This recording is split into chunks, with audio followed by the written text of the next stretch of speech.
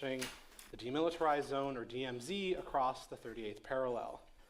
The Korean War and the armistice that froze it have had long-lasting effects for both Northeast Asia and the world. The war solidified enmity between the United States and Mao's China, added South Korea as a U.S. security dependent, and heralded the Cold War's arrival in Asia in a big way. The armistice has helped keep the peace for nearly 70 years, despite occasional crises and skirmishes across the DMZ, one of which happened yesterday. But it has never been replaced by a peace treaty, and thus 70 years after the Korean War is frozen but not officially ended. The bizarre reality of this septuagenarian conflict was on display yesterday when a U.S. soldier decided to, apparently of his own free will, defect into North Korea and run across the DMZ at Panmunjom. Thankfully, unlike the last incident in the area where a North Korean soldier defected in November 2017, no one was armed yesterday as the result of an inter-Korean military agreement in 2018. In November 2017, there was an exchange of fire across the border, nearly killing the DMZ, nearly killing the North Korean defector, and coming at a time of incredibly elevated tension. Thankfully, tensions are not as high as they were in 2017, but they are slowly on the upswing.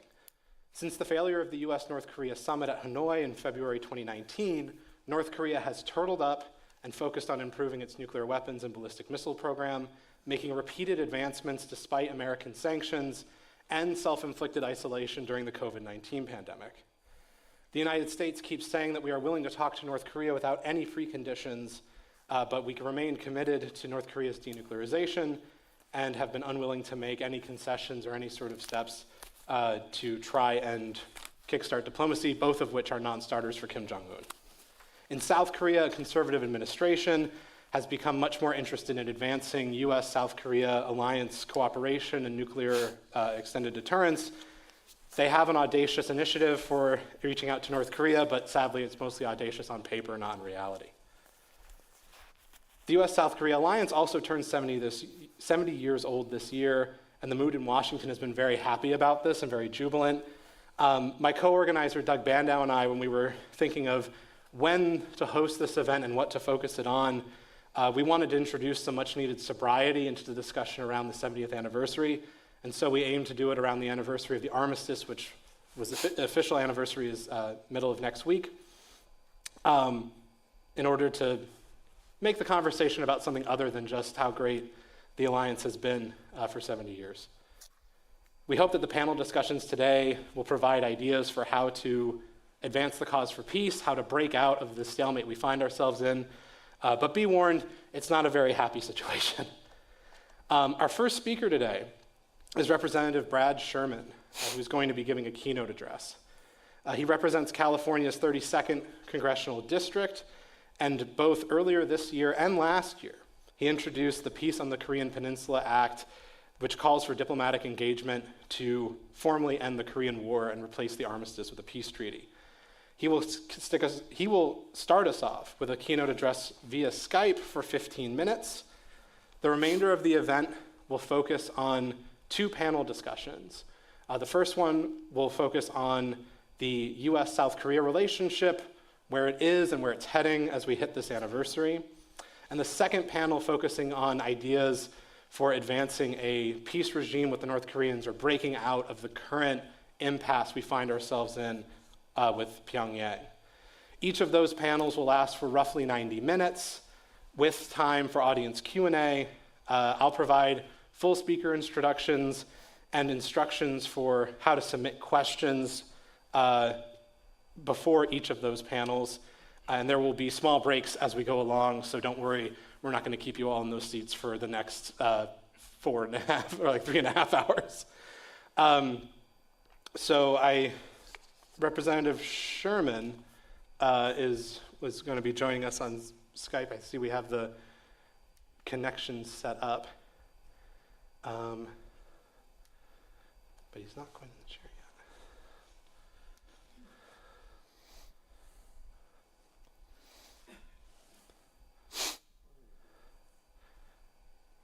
So we're just in the process of getting the connection established.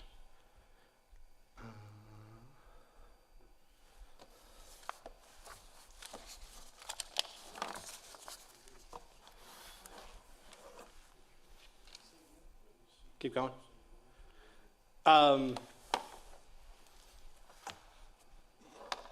Yeah, whoa, sorry. I guess I'll sort of preview some of the speakers in the upcoming panels while we wait for the representative to join the call. The first panel is going to be on the U.S. South Korea relationship with 4 speakers. It's going to have Doug Bandow, a senior fellow here at the Cato Institute, Adam Mount, a non-resident senior fellow at the Federation of American Scientists, Tammy Overby, a senior advisor at the Albright Stonebridge Group, and former trade negotiator with the South Korea, not the North Koreans. that would have made for a very interesting and different panel. And James Park, a junior research fellow at the Quincy Institute for Responsible Statecraft. The other panel will have myself, Eric Gomez, senior fellow at the Cato Institute, alongside Suzanne Gimaggio from the Carnegie Endowment on International Peace, Jenny Town from 38 North, and Frank Ahm for the U.S. Institute of Peace. And that one will focus on North Korea issues.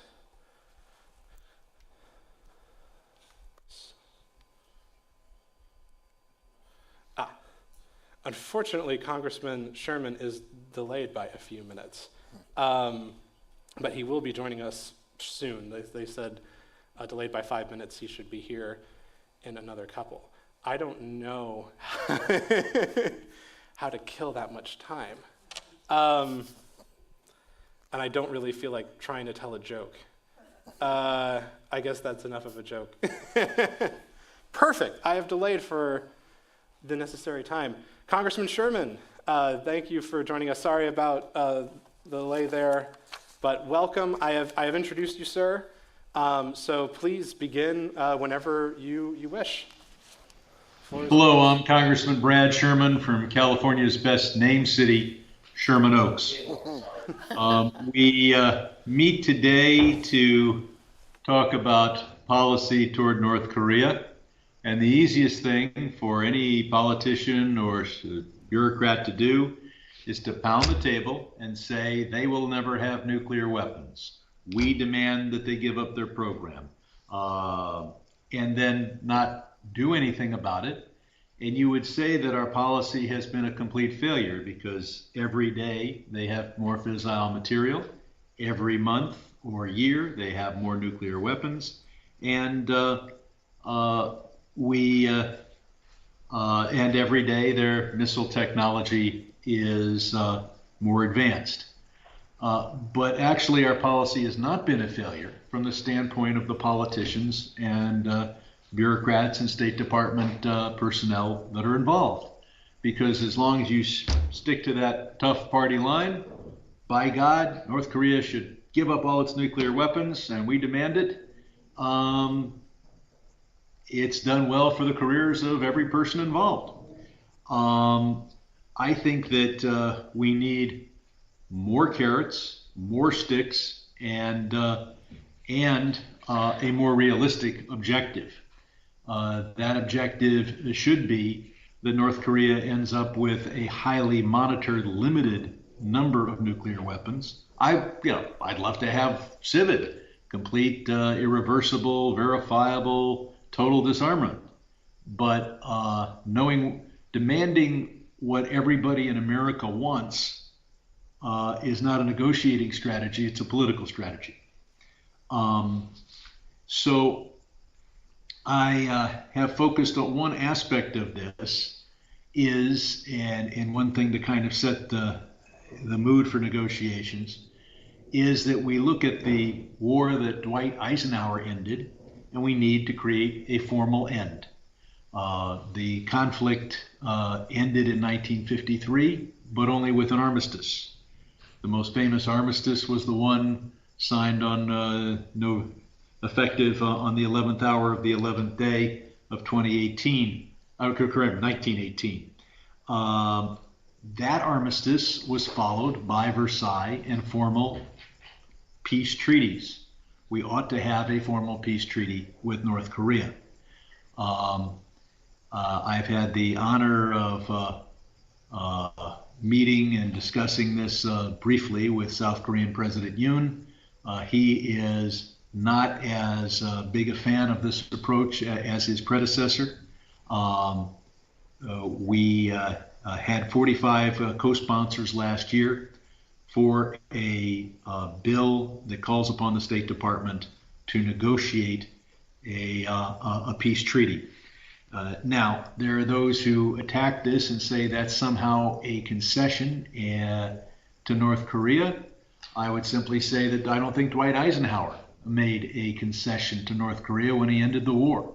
That was a compromise. It ended up on the 38th parallel, pretty much where it started. Now, I would have loved for us to be totally successful in the Korean War, but Eisenhower was reasonable enough to realize that we needed a compromise, and it was not a unilateral concession by North Korea to us that they stopped the conflict, nor was it a unilateral concession by them. I have reintroduced this bill in the 118th Congress on March 1st, a very important day is celebrated annually in Korea on both sides of the 38th parallel.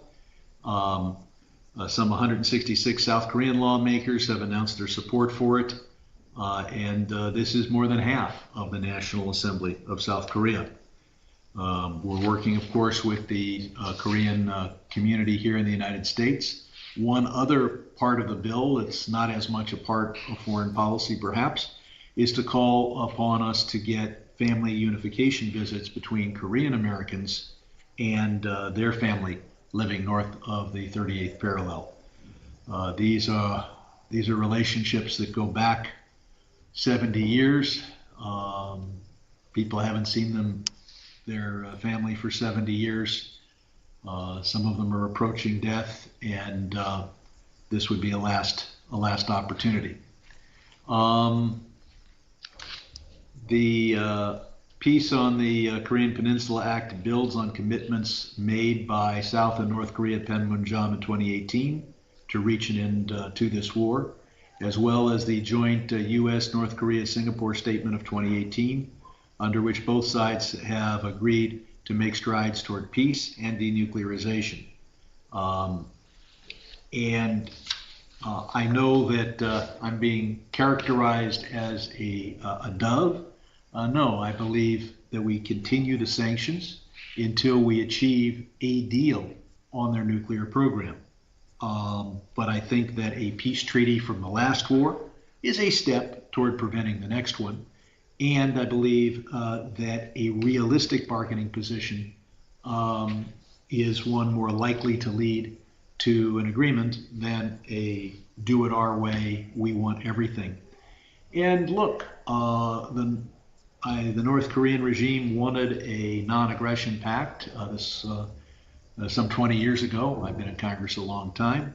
And Dick Cheney rejected that idea because he wanted to invade. So it's I think it would be unlikely would completely get rid of their nuclear program. At the same time, I don't think that they will be successful in terrorizing the American people by brandishing those weapons to the point where we withdraw our troops from South Korea or in some other ways break that alliance. I know that the North dreams of taking over the entire peninsula. They view the exit of multinational corporations as being critical, and they believe that breaking the alliance between the United States and South Korea is the first step in that economic implosion, or at least desertion. So I don't think that will be achieved. I think that the bonds between the United States and South Korea are very strong. The Biden administration is pursuing a calibrated approach. It has not been successful. It has not gotten the attention of the administration, in part because of the Ukraine invasion. We should be willing to sit down with Pyongyang at an appropriate diplomatic level to begin talks without conditions. We have, of course, expanded our joint exercises. our deterrence remains strong, our commitment remains strong. We also have to get South Korea and Japan to make appropriate amends for the crimes of the first half of the 20th century so that they can work more effectively toward preventing wars in the 21st century. I think that, well, I've got a longer speech here, but I think I've gone on. And I look forward to working with you toward a policy that puts to bed the war of 1953, that prevents a war in 2053 or any other time this century, and that is based on a situation where North Korea's program is monitored, known, and limited. One final thing that I am concerned about is that North Korea is, of course, a country that wants money, needs money, has engaged in a whole variety of crimes to get money. They are desperate for money, and they now have more nuclear weapons than they need for their own defense. Saudi Arabia and others with large amounts of money have indicated an interest in acquiring nuclear weapons. Preventing North Korea from selling its nuclear weapons is critical, and that's one of the reasons why I believe that a highly monitored, limited North Korean nuclear program is less dangerous to the United States than the current situation and the history we've had over the last 20 years. I'm Congressman Brad Sherman. I've been on the Foreign Affairs Committee for over 26 years, and I look forward to working with you on these issues.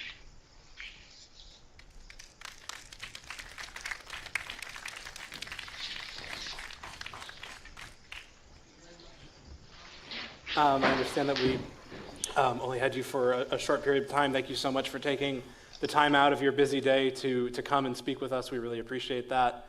And yeah, we will have a short break, and we will come back at, I believe, 1:40 for the first panel, which I will reiterate some of the instructions for how to submit questions and all that. So short, like about 10-minute break, and we'll be back soon. Thank you very much.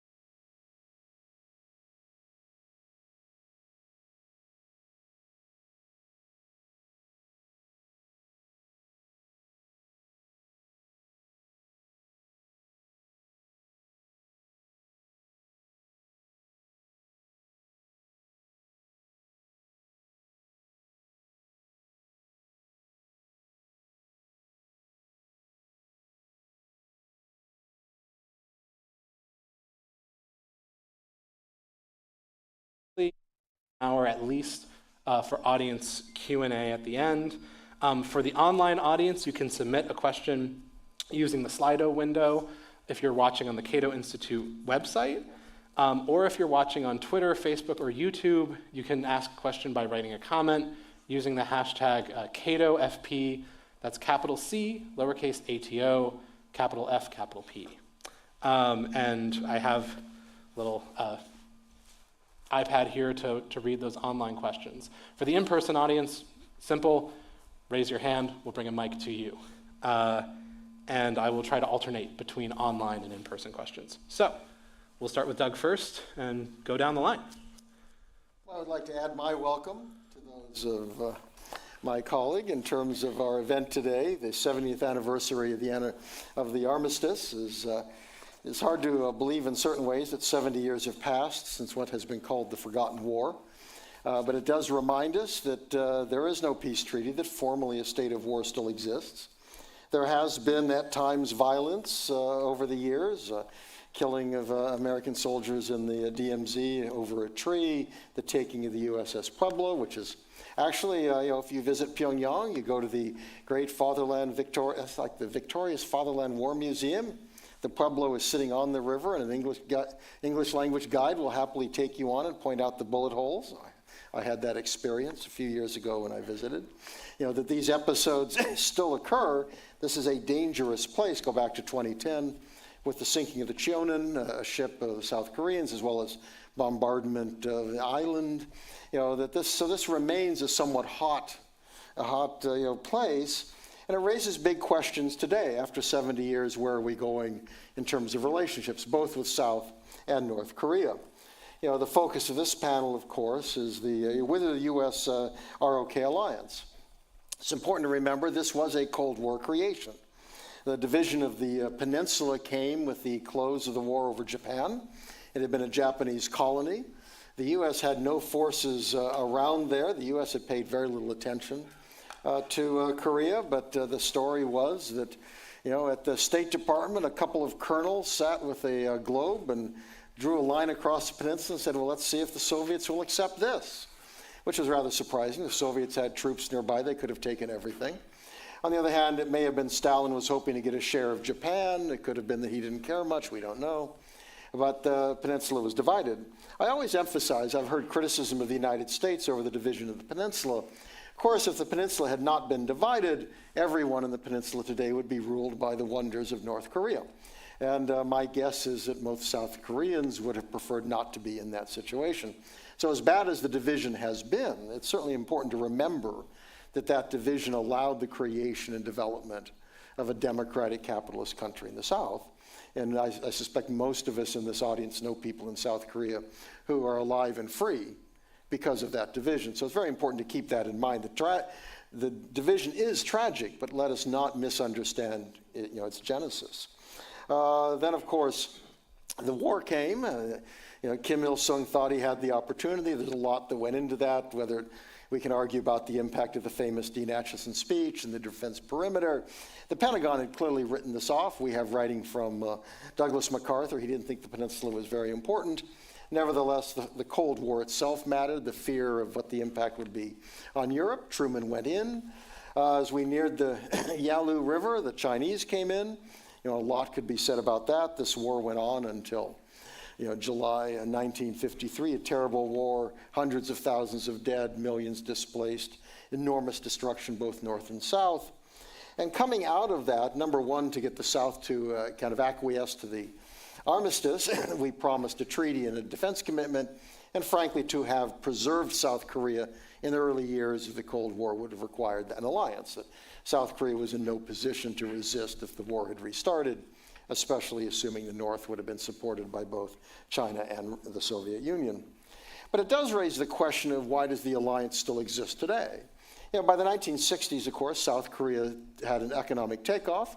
under a rather ugly president, Park Chung-hee, nevertheless someone who got the economics much better than others, and that really started the surge that moved South Korea forward.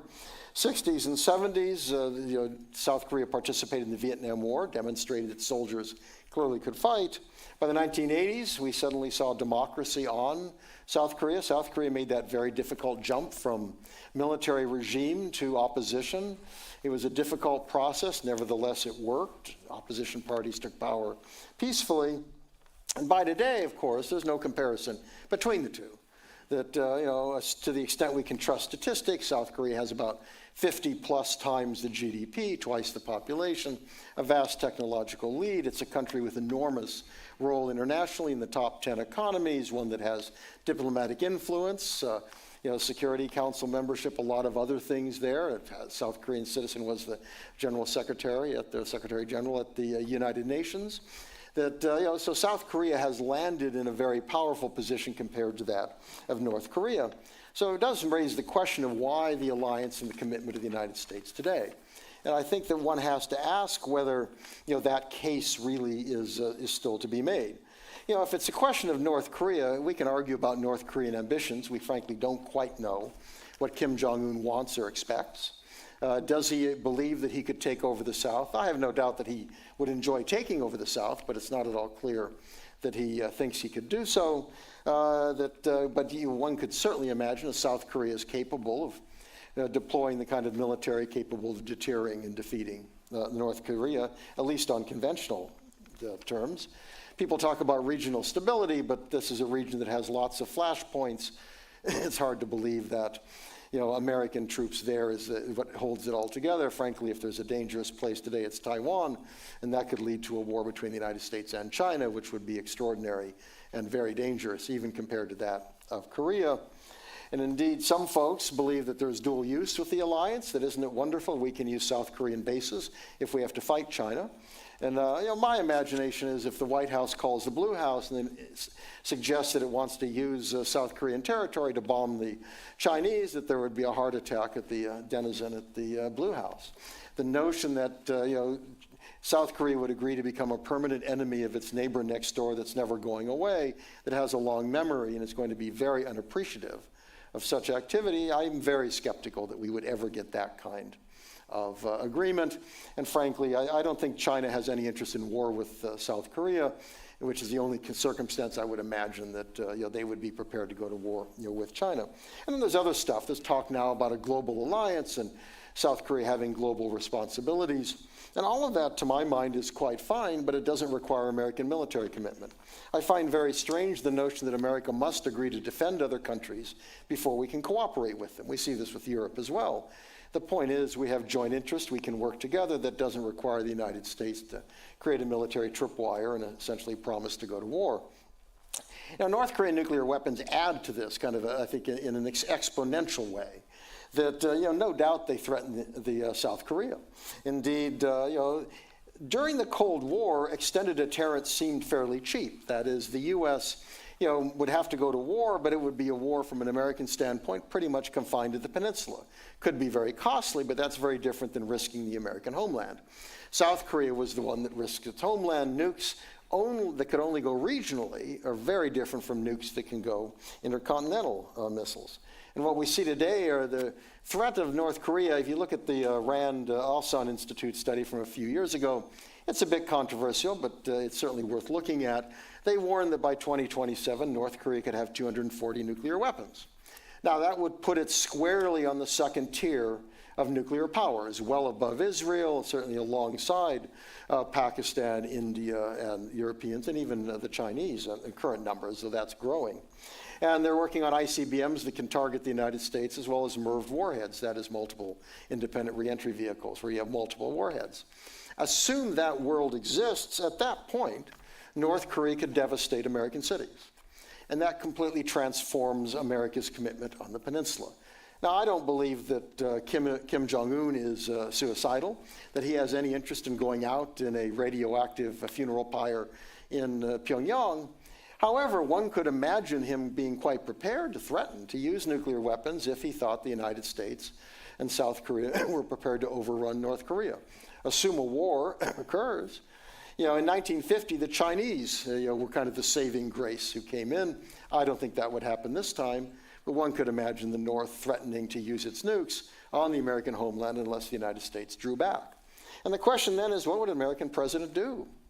Now, we believe that extended nuclear deterrence worked with Europe during the Cold War, but of course we'd gone to war twice for the Europeans, and we viewed Europe as an existential, a vital interest of the United States. We went to war over Korea much more because it was viewed as part of the Cold War, and frankly concern over Europe. That is, what would the Soviets do if we don't defend Korea? They might decide to attack Europe. Hard to imagine an American president would view going to war over South Korea as being as existential. Would an American president be willing to risk the destruction of American cities? And that is a question that absolutely has to be asked. There's a tendency in Washington to just assume it all away. Well, of course, they wouldn't dare do that. Of course, a lot of people told us that Vladimir Putin wouldn't dare attack Ukraine. People make a lot of assumptions in terms of what other people might do without really looking at their motivations and their capabilities. And it should require us then to ask whether or not we are prepared to maintain a commitment if the ultimate cost could be the American homeland. And this, of course, is driving the South Korean debate. The latest summit everybody's very happy about. Much effort was made to kind of come up with committees and meetings and stuff to convince South Korea that it had a share of decision-making in terms of nukes, but of course it doesn't. And the president made that very, very clear. The president's comment was, I make that decision. Made it very clear South Koreans don't. So there's a lot of stuff they're getting, but nothing that actually gives them influence over that decision. And the question from a South Korean standpoint is, are they prepared to let their security rest upon the presumptive promise of a president today that would cover future presidents facing a potentially much more powerful North Korean nuclear force? Are they prepared to kind of trust that? And my reaction is they probably shouldn't. The United States has demonstrated that it does what great powers do. It acts in America's interest. It gets into Afghanistan and it leaves. It gets into South Vietnam and it leaves, as it should. It cannot forever go to war based upon prior commitments. That is going to be the case, potentially, with any future question in South Korea. And finally, the pressures on the U.S. are going to grow. The U.S. is functionally bankrupt. The U.S. debt to GDP ratio, that is the publicly held debt, not the kind of the fake Social Security Treasury debt, is 100% of GDP. It's approaching the record set in 1946 after World War II, which is 107%, 106%. And the Congressional Budget Office tells us if things don't change, we're going to be at double that number by 2050. Nothing in Congress suggests fiscal responsibility. We are running trillion-dollar deficits. I don't expect that to change. No one wants to pay for anything. At some point, Americans are going to have to make choices and figure out how to survive in terms of budget. I would not want to be the politician who goes to assisted living homes and explains that we have to cut Social Security and Medicare because we have rich allies around the world who prefer that we defend them so they can subsidize their own welfare states. And that applies to Europe and a lot of other countries as well. And I think that requires the U.S. to look very seriously at the status of the current alliance and where it should go, and South Korea as well. Good intentions are not good enough for public policy. Lots of people on both sides of the Pacific have very good intentions. I don't think that's enough to have this alliance survive in a climate where the U.S. may be heading towards potentially war with Russia and or China and or the Middle East, and then throw North Korea into the mix. And I think it's very questionable if South Koreans over the long term are prepared to expect the U.S. being willing to risk nuclear war as well. Thank you. Thank you, Doug. Adam. Thanks, and thanks so much for having me here. I think it's an opportune moment to take stock of the alliance and the situation with North Korea. Despite it falling out of the headlines, which in some ways is a bit of a relief for those of us who study the issue, but in other ways complicates policy and the need to continually adapt and update policy. That need is more acute now than ever. Just to underline a point in Congressman Sherman's comments, North Korea is a nuclear-armed state. That is a physical fact of the world, that North Korea has nuclear weapons and the means to deliver them to the peninsula and most likely to the continental United States. U.S. policy and the alliance's policy has by and large not adapted to this fact. We are stuck in the past where we, as an alliance, still rely on this convenient political fiction of complete denuclearization. It is something of a taboo for officials in Seoul and in Washington to intimate that we may deter or do arms control with North Korea. And increasingly, officials in both Washington and South Korea do hint at this kind of shift in policy because we have a very strong incentive to do both. And it's something of a minor scandal every time we do that someone calls a spade and dares to say something true in public. The downside of relying on this convenient fiction is that it has kept us from adapting our policy to deter and constrain and transform our relationship with North Korea over time. There's very little political appetite to do that, both in Washington and in Seoul, because it's perceived to be unpopular publicly, but also in terms of professional incentives for each individual official within Washington and Seoul, it's seen as being risky or unappealing or not worth the effort. And so the Biden administration, like others, and like I expect each administration going forward, comes into office resolved to get a handle on the North Korea problem, which is continuing to spiral out of control, and then decides to put it on the back burner because there's no political or professional incentive to do so. And so, frankly, this administration's North Korea review was essentially a blank piece of paper, and they have not expanded on that initial effort. I said that the situation with North Korea is spiraling out of control. That's true in terms of their nuclear force structure. I think the estimate that Doug cited of over 200 nuclear weapons is far out of step with most existing public source estimates, which place the size of the North Korea arsenal somewhere at or about 60 warheads. It would be very surprising if it quadrupled in the next 5 years, given their fissile material constraints. But their ability to deliver warheads with short-range ballistic missiles, submarine-launched ballistic missiles, a bunch of new exotic delivery vehicles, is expanding dramatically. They have announced, for example, the acquisition and fielding and even military readiness of a tactical nuclear arsenal for the first time, which in my view is the most serious threat to stability with North Korea. They have said, Kim Jong-un's sister, and Kim Jong-un himself, have described the role of this arsenal as not just for deterrence. They say our arsenal will not have one mission, which is deterrence. It will have several missions, which include war termination, coercion, and preemption of both conventional and nuclear forces among the alliance, which means that these weapons would be used for more reasons earlier in a crisis, almost certainly first, and constitute the first nuclear use on the peninsula, which is an enormous risk.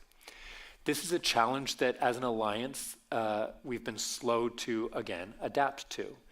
But the Washington Declaration in the last couple of months has made some progress on this front.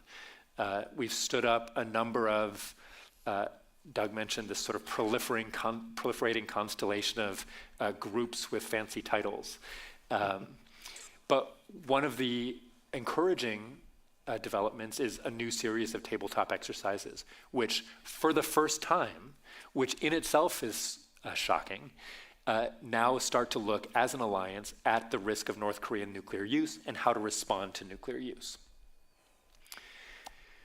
For many analysts, the only option for deterring and responding to nuclear use is U.S. nuclear weapons. Over the last 10 or 20 years, South Korea has proven that that's not true. More than any other nation since the advent of nuclear powers, South Korea has demonstrated their ability to deter and respond to nuclear use with conventional forces. That's something that the United States could have learned from. That's a posture that we do support. But counterintuitively and somewhat shockingly, that's a posture that we have been talking them out of. And in our effort to underscore that nuclear weapons are important to us as a fiscal responsibility or as a fiscal priority for the Department of Defense as a mission, we have underscored and even increased the alliance's reliance on nuclear weapons for deterrence and response to nuclear use.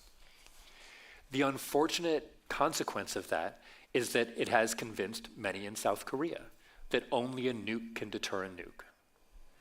Add to that Donald Trump's presidency, the possibility of a new Trump presidency, and many in South Korea are getting understandably skittish that the United States would live up to their commitments to defend South Korea, including to use nuclear weapons.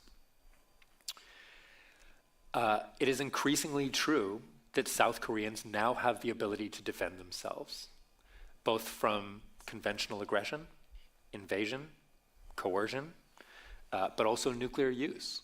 And that's in the advantage of the alliance, it's in the advantage of the United States, and it's very much in South Korea's advantage.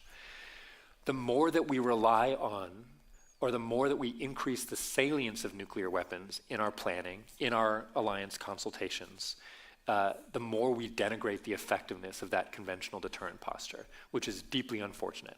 And it is, frankly, fueling proliferation risks and proliferation enthusiasm in South Korea.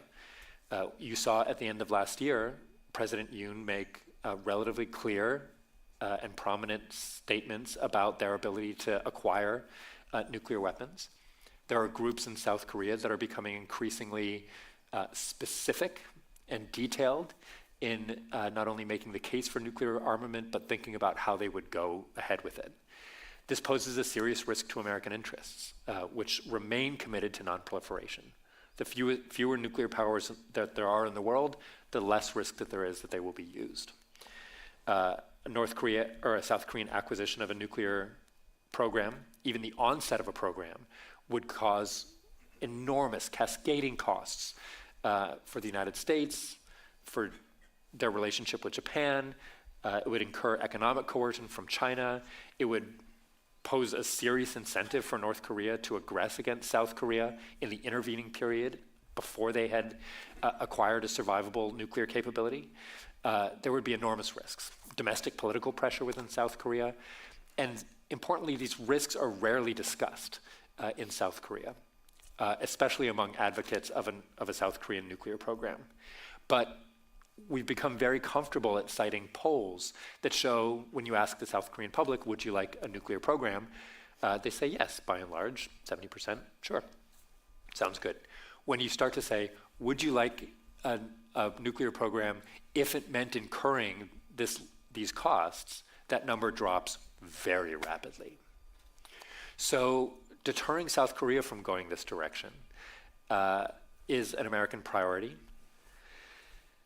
that frankly does not and should not rely on the U.S. extended nuclear deterrent. To shift priority to our conventional deterrent and to talk more publicly and more vocally about how America relies on South Korea's conventional forces, about how those are the cornerstone and the bedrock of our joint deterrence posture, can help shift reliance away from nuclear weapons and help alleviate this knot and strengthen deterrence at the same time. It's easier said than done. As Doug mentioned, and as a very small handful of iconoclastic American, mostly academics, have discussed, there is increasing doubt about the American extended nuclear deterrent. And they've raised this question, would the United States trade Seattle for Seoul? Would we put the American homeland at risk if push came to shove? And the answer, frankly, is that the Biden administration would. There is no hard line that would cause the Biden administration to cut and run.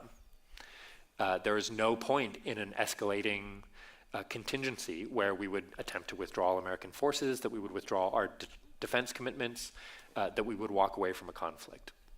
It's not in the psychology, it's not in the plans, it is not in the interests of this administration. The problem is that I can't say the same for a future Trump administration, but That is, by and large, the bipartisan consensus within the United States, and it's something that I think South Koreans should be relatively confident of and should support and value. Again, shifting away from our nuclear deterrent can help do that in an even more strong way, because there's this ineliminable question about nuclear weapons. Would we use them if we were forced to? And only the president can answer that in the moment. But the question about would we help defend South Korea with conventional weapons is, at this point, more or less beyond debate. And it is a strong sort of bedrock principle of the alliance that we both extend deterrence to each other with conventional forces that have helped tip the balance of power on the peninsula further south over time. And that's very advantageous.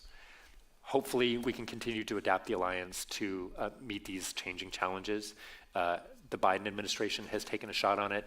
It will require much more attention and much more effort and a shift in psychology and approach to really do that adequately. And so challenges very much exist ahead of us. Thanks very much. Tammy. Okay, I'm going to take us in a whole different direction. Please, yeah. I'm from the private sector, so I'm looking at the South Korea-U.S. economic relationship. And I should note that I've been studying this relationship for 35 years. I moved to Seoul in 1988, right after democratization. American companies at that time were beginning to invest increasingly in South Korea. But the view was South Korea, one of the hardest places in Asia to do business. In 2009, 21 years later, I returned to the United States, and the American companies then, in 2009, were saying South Korea, one of the best places in Asia to do business. The reason for that change, many reasons, but one of the primary ones was the negotiation and the entry into force of a free trade agreement, the Korea-U.S. FTA. And I should note also that the U.S. only has 3 FTAs in Asia. We don't have one with Japan. We sure as heck don't have one with China.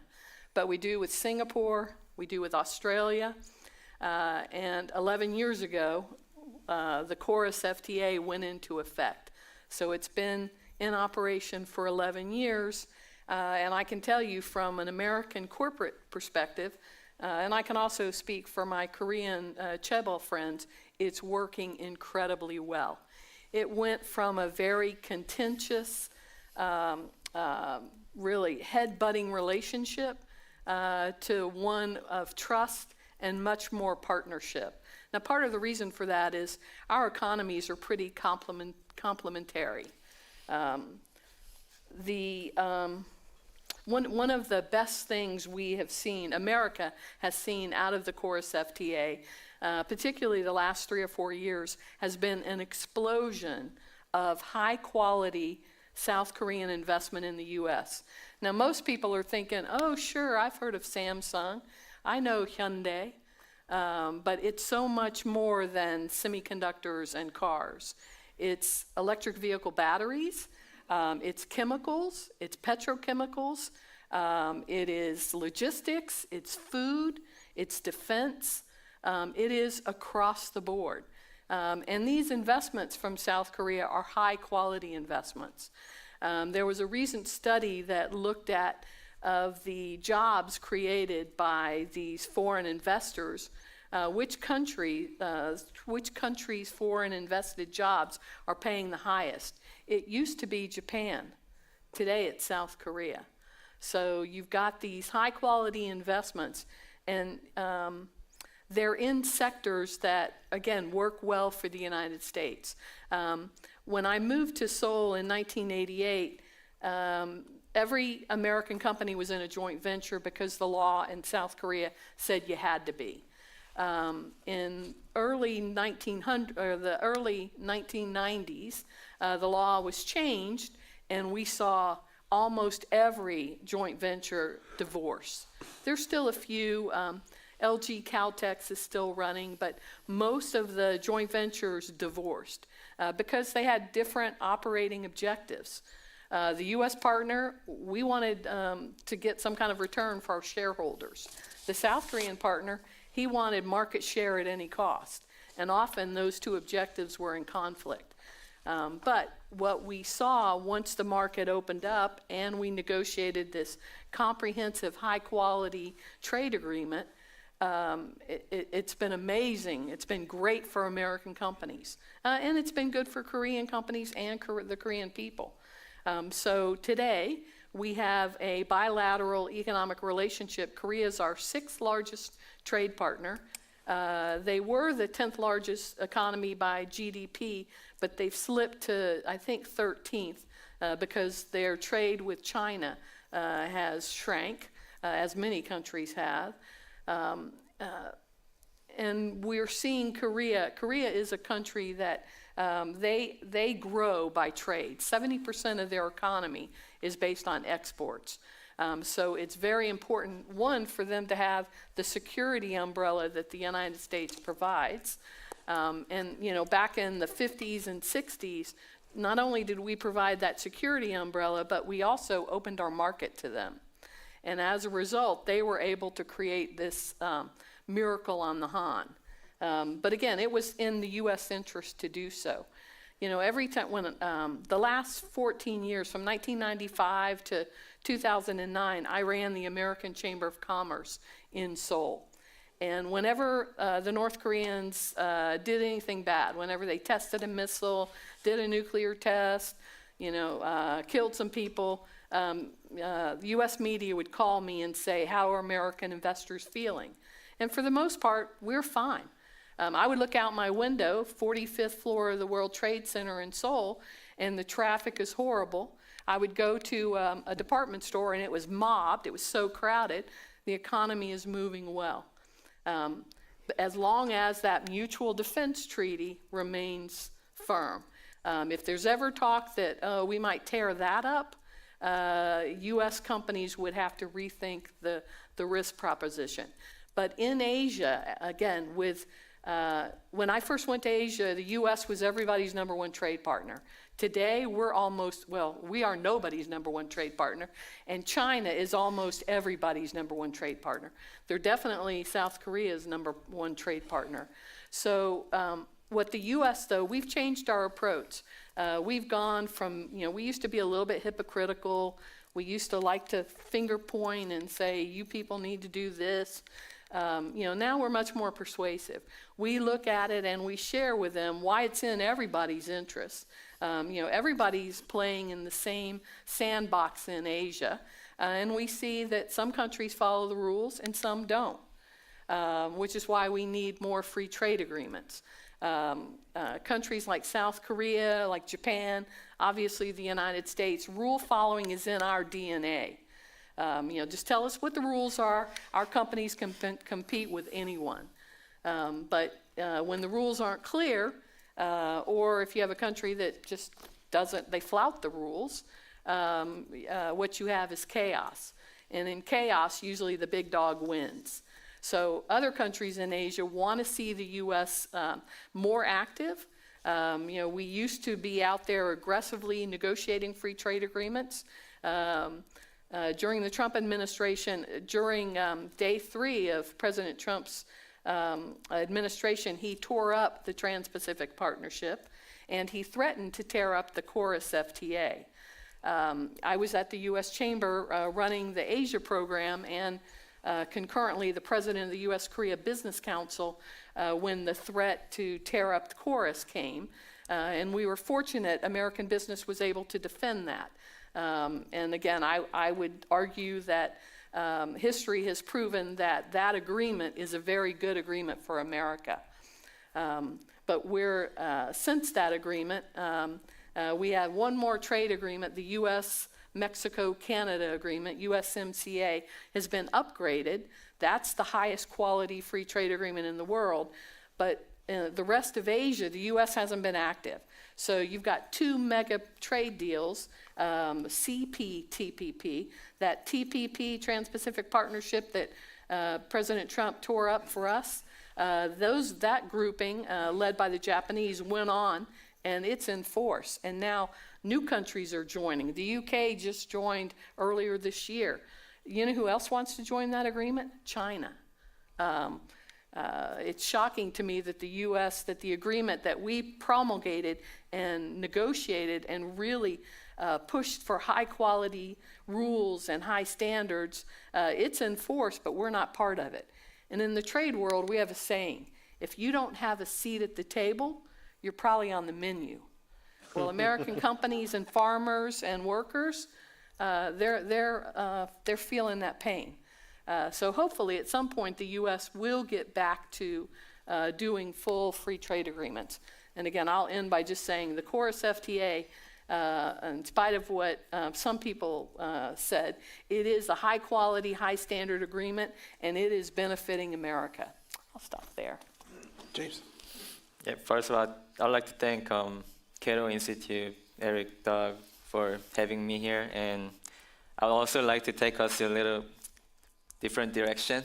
So we talked about North Korea economy, very important alliance issues. But I would like to focus more on the emerging issue on the prospects of alliance approach to China.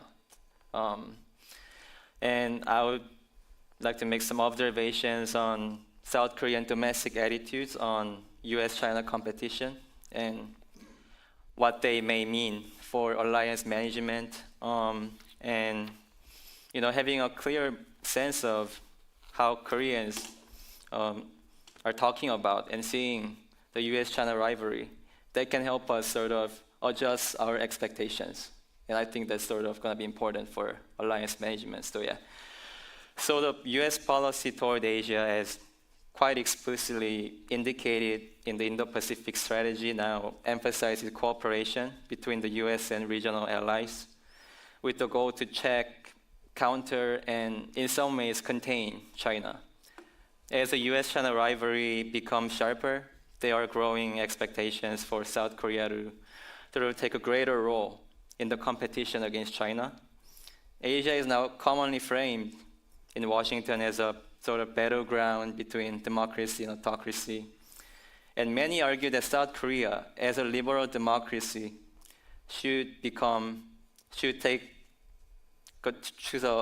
a choice and become anti-China.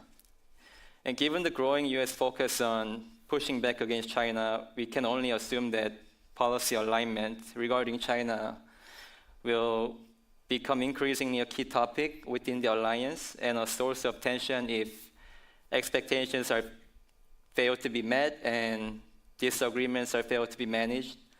And will South Korea become anti-China? It seems hard to tell for now.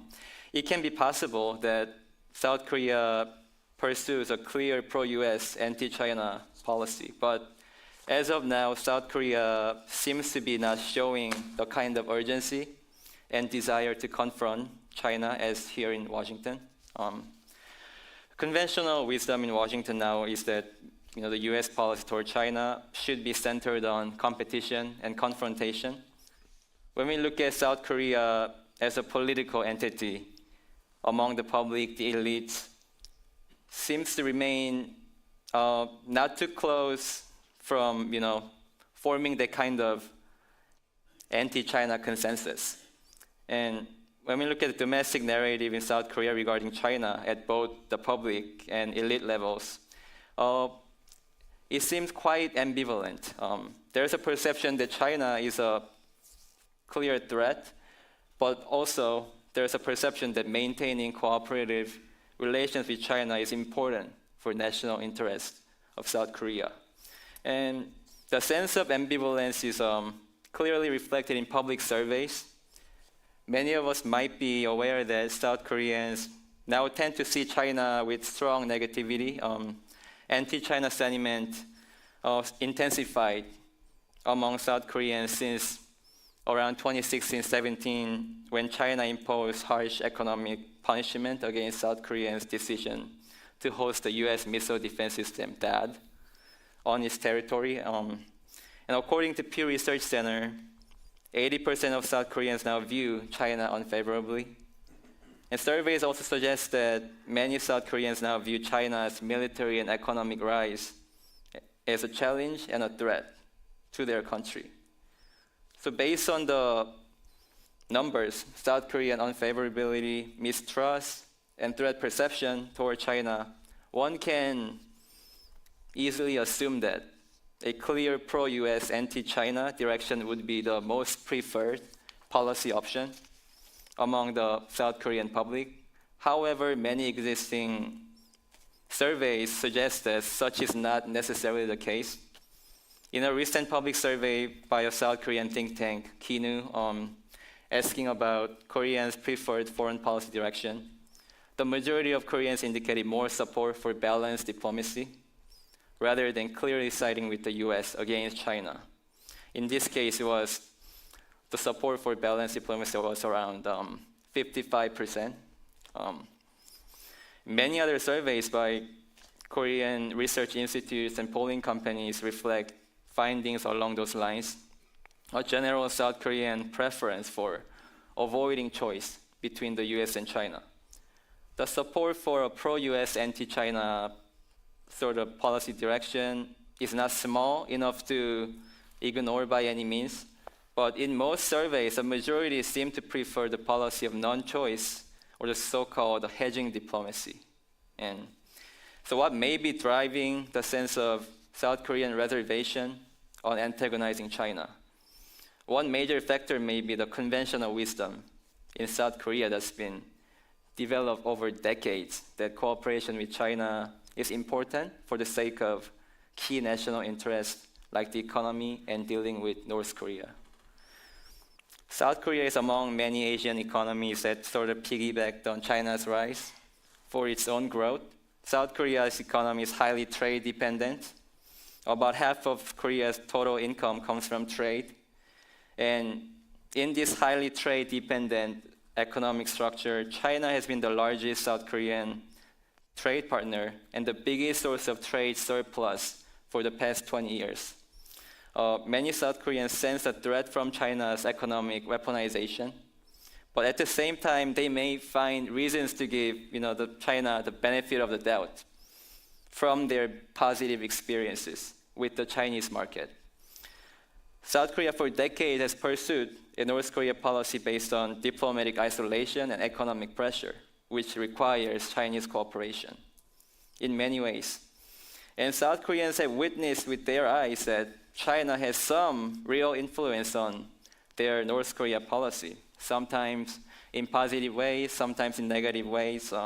They've seen Beijing playing a constructive role in the six-party talks, and they've seen Kim Jong-un having multiple meetings with Xi Jinping before negotiations with Korea and the US in 2018. Despite China's reluctance to push North Korea too hard, Beijing has endorsed harsher UN sanctions against North Korea when it felt absolutely necessary on occasions of highly destabilizing North Korean actions like nuclear tests. So when South Korea has benefited substantially from the economic relationship with China, and when South Korea for such a long time has pursued a China-reliant North Korea policy, it shouldn't be so surprising that the idea of China matters to our country is stuck in the minds of many South Koreans deep inside. So this conventional wisdom that China matters to South Korea is shared among South Korean politicians on both sides of the spectrum. We know how the right wing and the left wing, they tend to diverge sharply on North Korea. But when South Korean politicians, whether conservative or progressive, talk about China, they don't appear to show as much difference or disagreement. One good example would be how the current conservative President Yoon is being criticized, not only by his left-wing opponents, but also by his rivals within his own right-wing party. for overly prioritizing the US and Japan at the risk of relations with China. Tension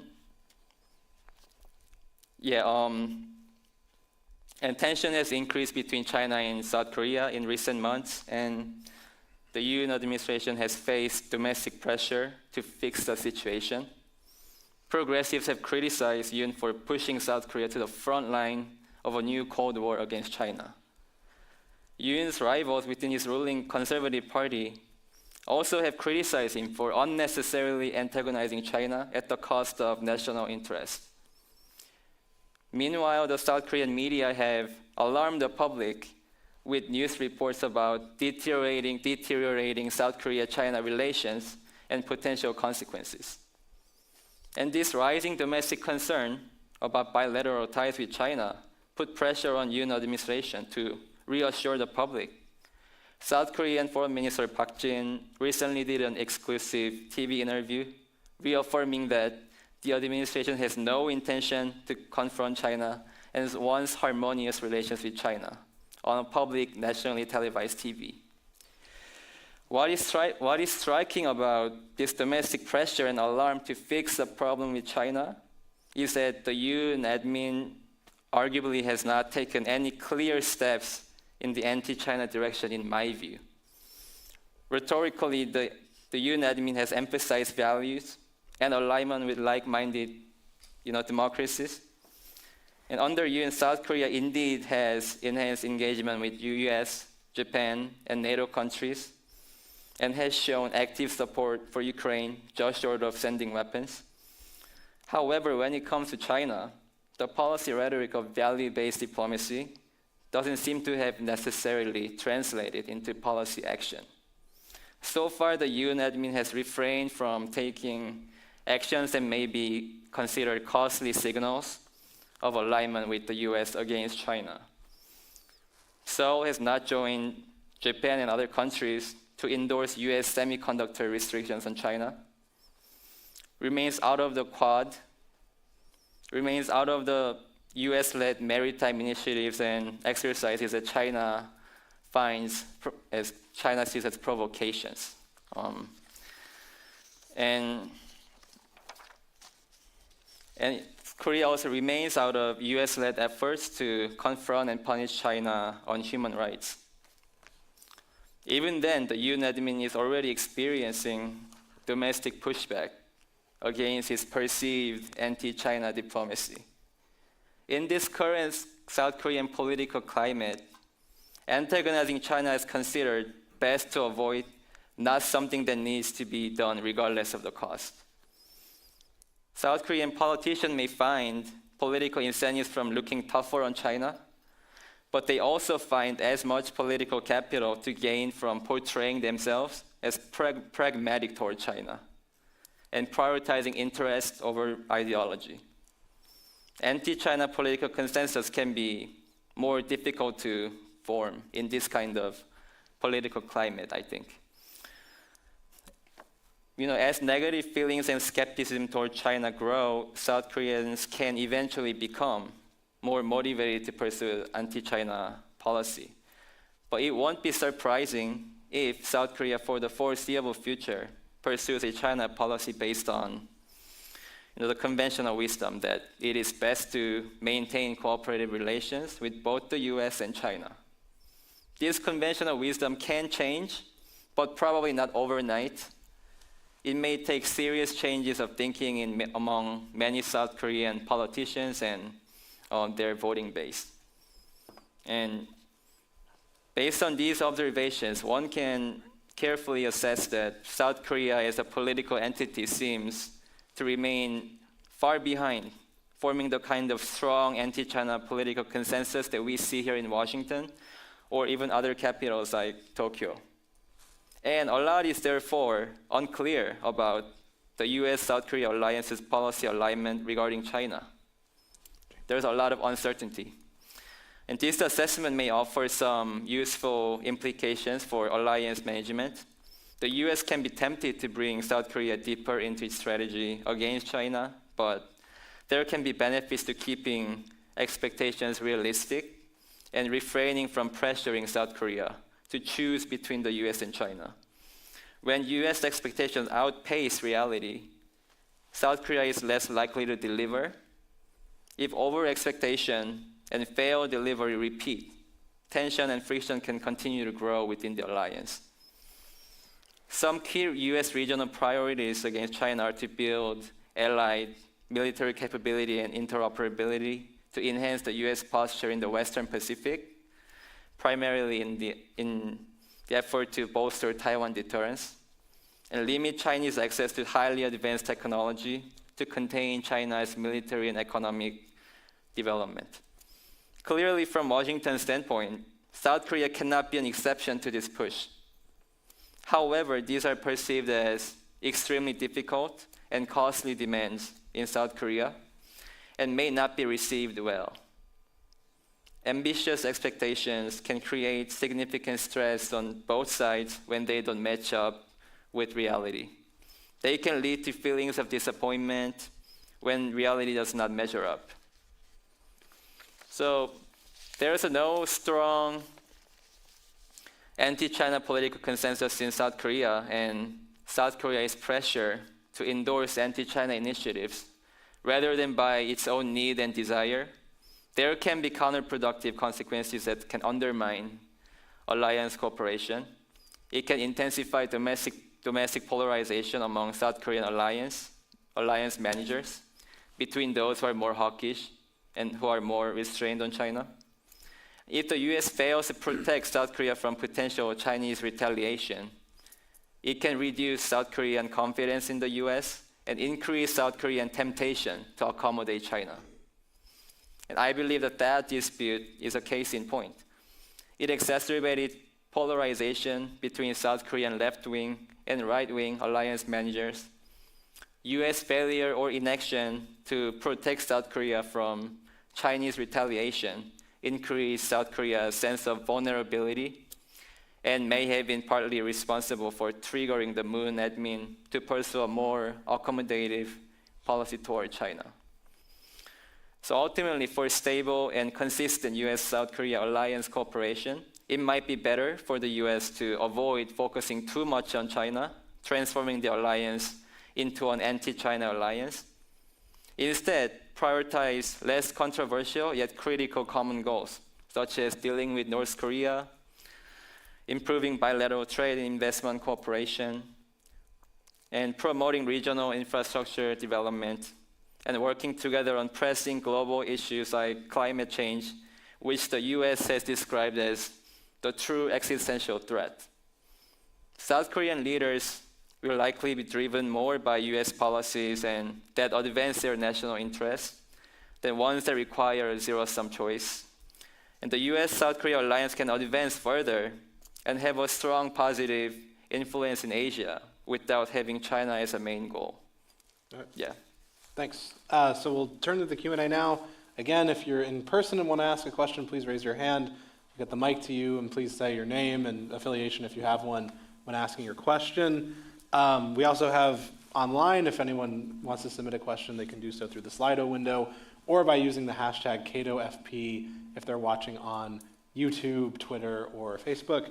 I do have a question for Doug and Adam. So you have both presented very contrasting views of sort of the alliance. Doug, your view, if I am correctly characterizing, sees the alliance as a primary source of risk in the U.S. relationship or the U.S. Posture on the Korean Peninsula, right? And that if you didn't have an alliance with a lot of troops on the South Korean Peninsula, you probably wouldn't have North Korea making nuclear threats against the United States. And Adam's seeing it more as a source of potential benefit. I am curious how you feel about the question of how the alliance impacts American freedom of maneuver on certain policy issues, especially as it relates to North Korea.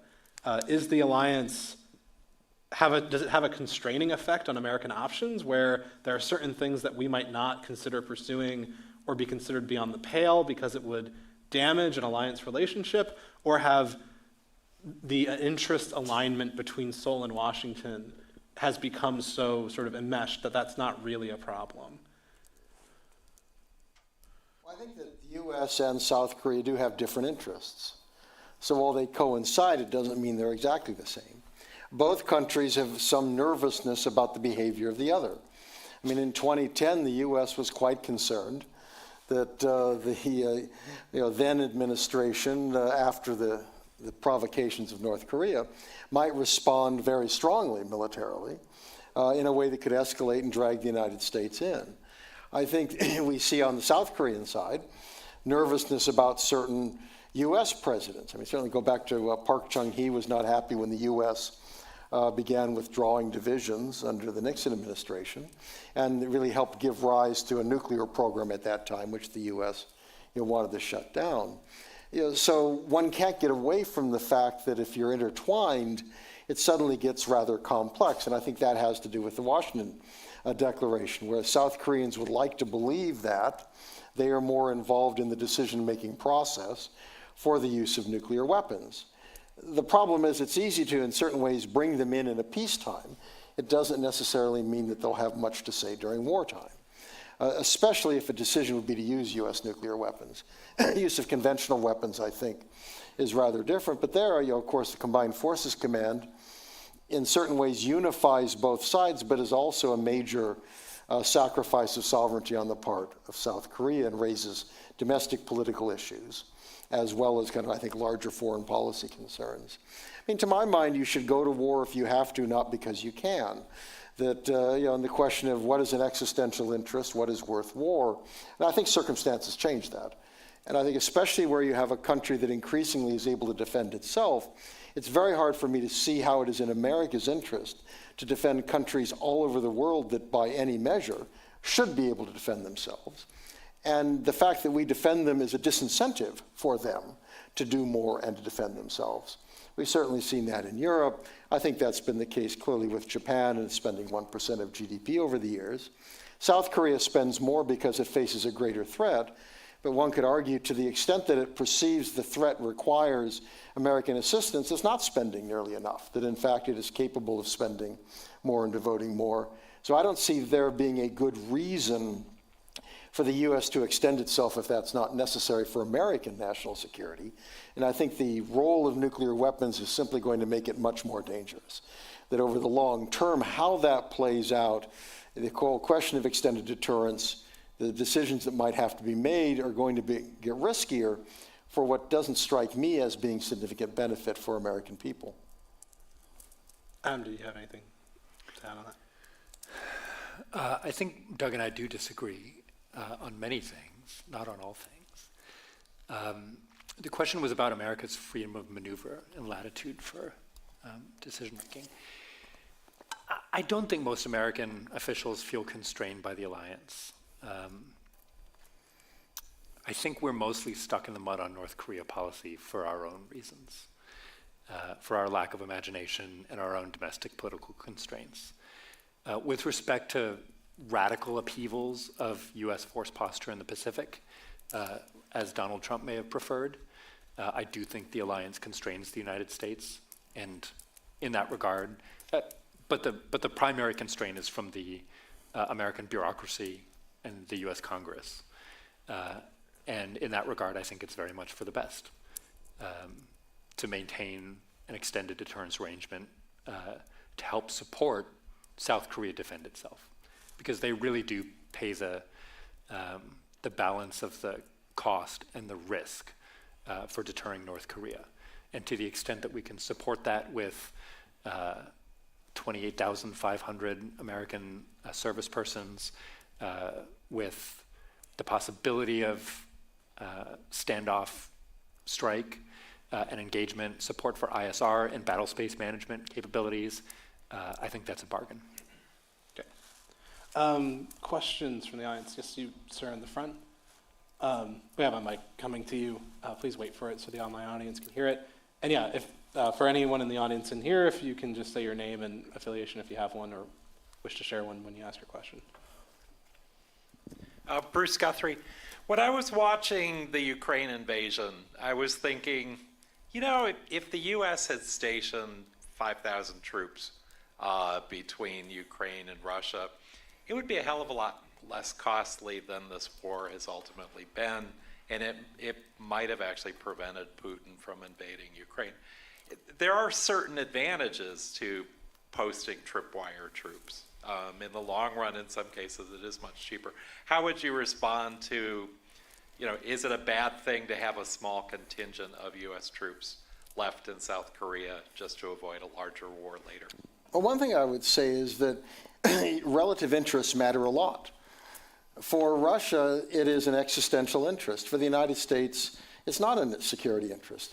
Ukraine has never been a security interest. What's going on is a tragedy. Ukraine spent the Russian Empire under the Russia. We never said we must liberate Ukraine or our security will be threatened. The Soviets occupied Ukraine, essentially the Russian Empire in a different form. No one ever said, oh my goodness, we're threatened because of Ukraine. The question of Ukraine's status is not a vital American interest. The Russians it is, so you presume that a tripwire presence. If they perceive that a tripwire presence is going to be put in, they'll preempt. I mean, that's one option. And they might go to war anyway. I think we look at the same thing with Taiwan. People talk as if we can kind of wave our hand and the Chinese will go away. This is existential. For them, it's Cuba. It's as close to China as Cuba is to the United States. There's a whole history there of century humiliation, et cetera, that plays into it.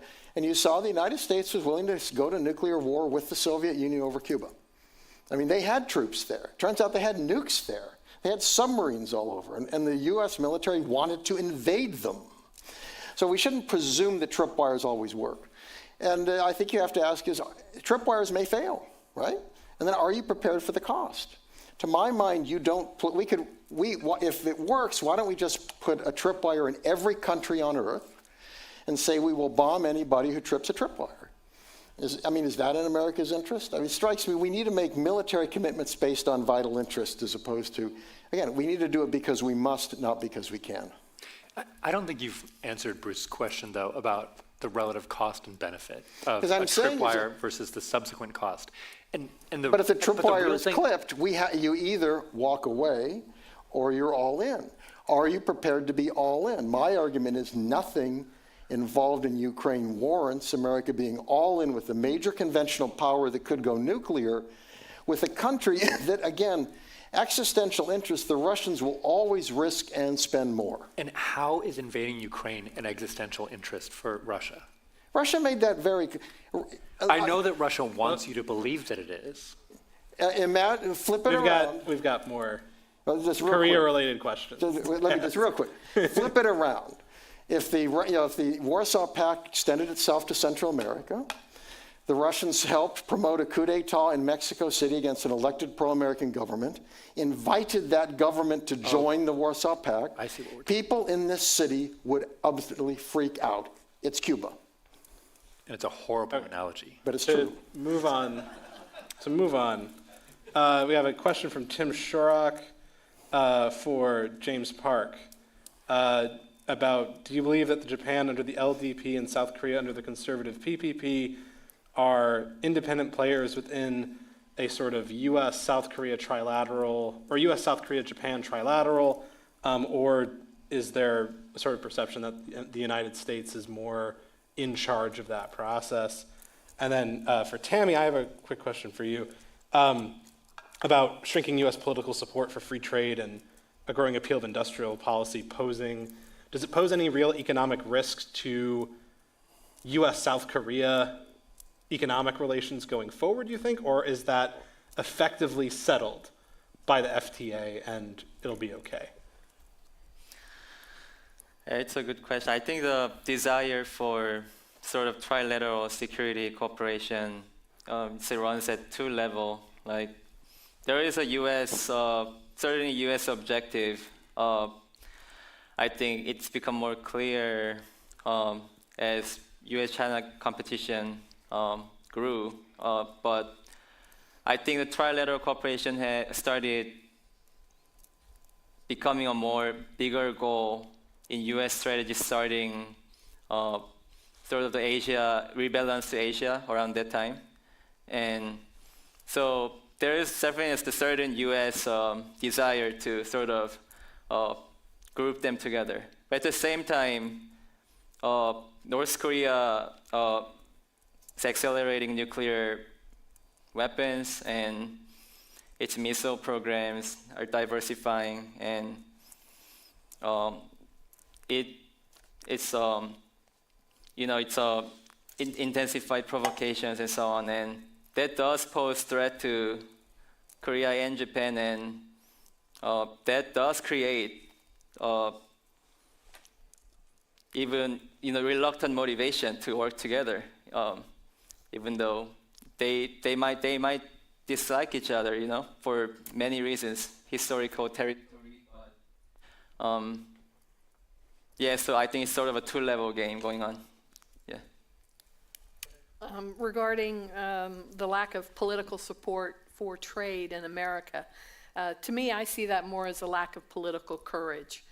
Polling shows that Americans support trade. I mean, the reality is American companies, farmers, workers can compete with anyone as long as you have a level playing field. And that's what free trade agreements give us.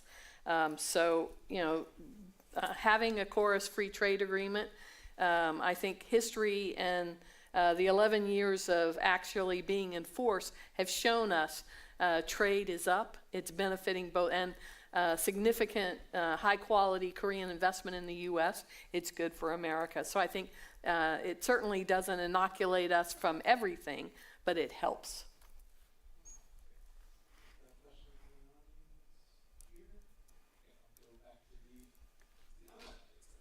An anonymous question asker on watching online asks, do you feel if a renewed full-scale conflict does occur on the peninsula that it may spread beyond it and affect the surrounding region? I think related to this, you hear a lot more discussion at least I have picked up on a lot more discussion within U.S. policymaking circles, especially on the DoD, of the concern that in a Taiwan conflict scenario, that North Korea attacks South Korea. How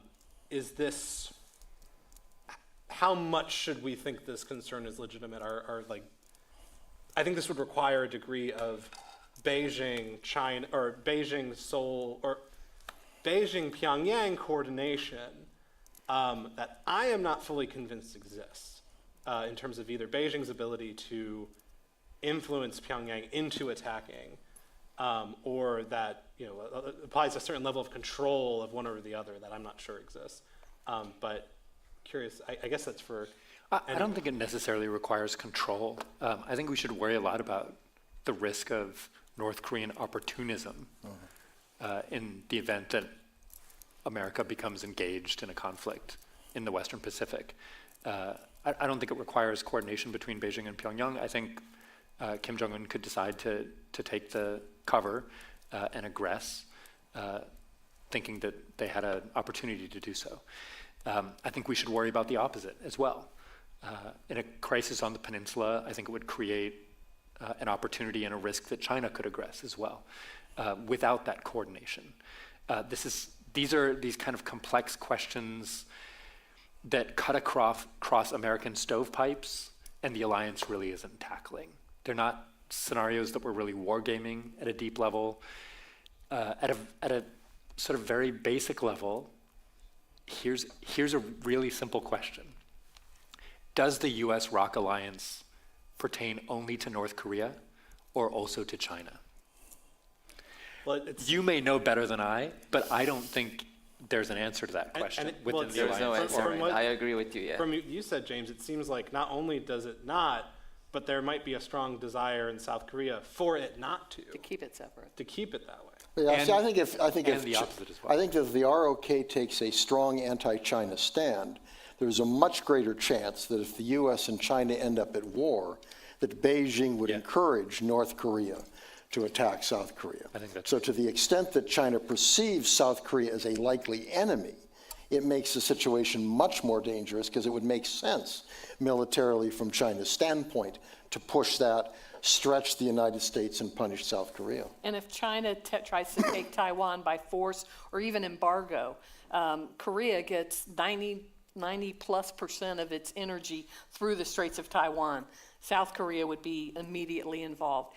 In my 35 years of studying Korea and Japan, The two leaders, Kishida and Yoon, when they met President Biden last year, both of those leader statements for the first time ever had the word Taiwan in it. So, it would bring everybody into it. And I think you guys are right. In North Korea, Kim Jong-un's he's not gonna be on the sidelines. He's gonna wanna play. So kind of inching towards this, even if there is like this sort of political desire for fencing, the consequences of a conflict could have a sort of generative effect of policy change and sort of force the decision.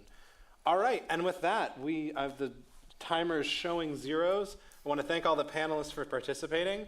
I want to thank you all, the audience, for participating. We're going to do another short, 10-minute break. We're going to be back at 3 o'clock with the second panel of the day, the second and final panel of the day. For y'all, I need you to head back up to undo your mics. Not us, Doug. I know. We're just going to be. I know. Gotcha. But thank you all so much, and we'll see you soon. Yeah, I was watching that swing in the wind.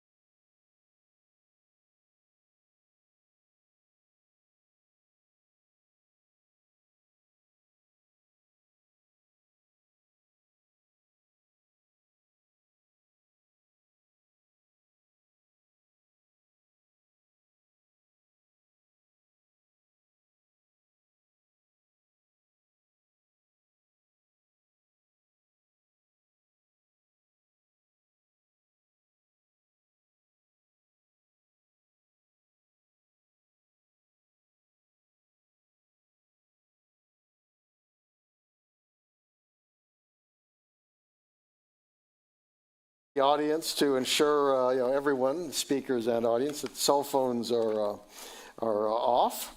And we're going to be taking the questions, as Eric had indicated. In the audience, raise your hand, we'll have a mic come to you, and then online we have the various mechanisms that you can make your questions known, and we'll try to alternate between the two.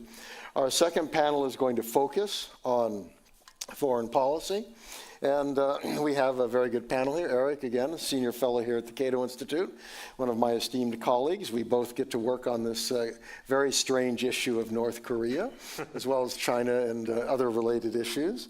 We have Frank Ohm, senior expert on Northeast Asia at the U.S. Institute of Peace, and Suzanne DiMaggio at the Carnegie Endowment for International Peace.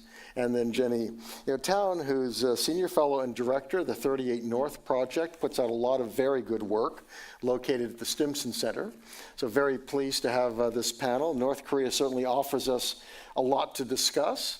And Eric, do you want to take it away? Sure, yeah, and I'm going to begin very gloomy, which is odd because I feel like I'm a very bubbly and friendly person, but I'm gonna hit you with some of the Oppenheimer.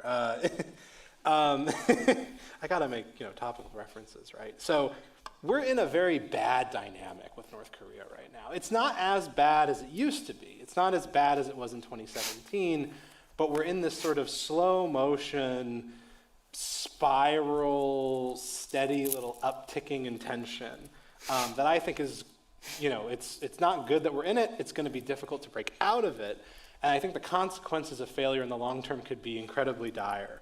And I'll go through sort of all of those points. So how the heck did we wind up here? Well, it started at Hanoi. The U.S. and North Korea did a summit in Hanoi in February 2019, coming on the heels of a rather successful year in 2018 of both inter-Korean and U.S.-North Korean diplomacy at the very high level, president to supreme leader in South Korea, like president to North Korea's supreme leader. And those produced some actual substantive gains. So I mentioned at the start of this event that when the young man who defected to North Korea yesterday, he wasn't shot at the border in part because of a 2018 agreement that unarmed all of those guards at that place. So that was a good thing that no one was, killed, and that there wasn't any risk of bullets crossing the DMZ. But when Kim goes to Hanoi, he puts on this table a sort of partial for partial, and he appeared willing to restrain North Korea's nuclear program somewhat in exchange for some sanctions relief from the United States, which again isn't all the way, right? It's not full denuclearization. It doesn't accomplish the U.S. objective of getting nukes out of North Korea, but it was something that I think you'd rather North Korea have less fissile material than more, and it would have done that.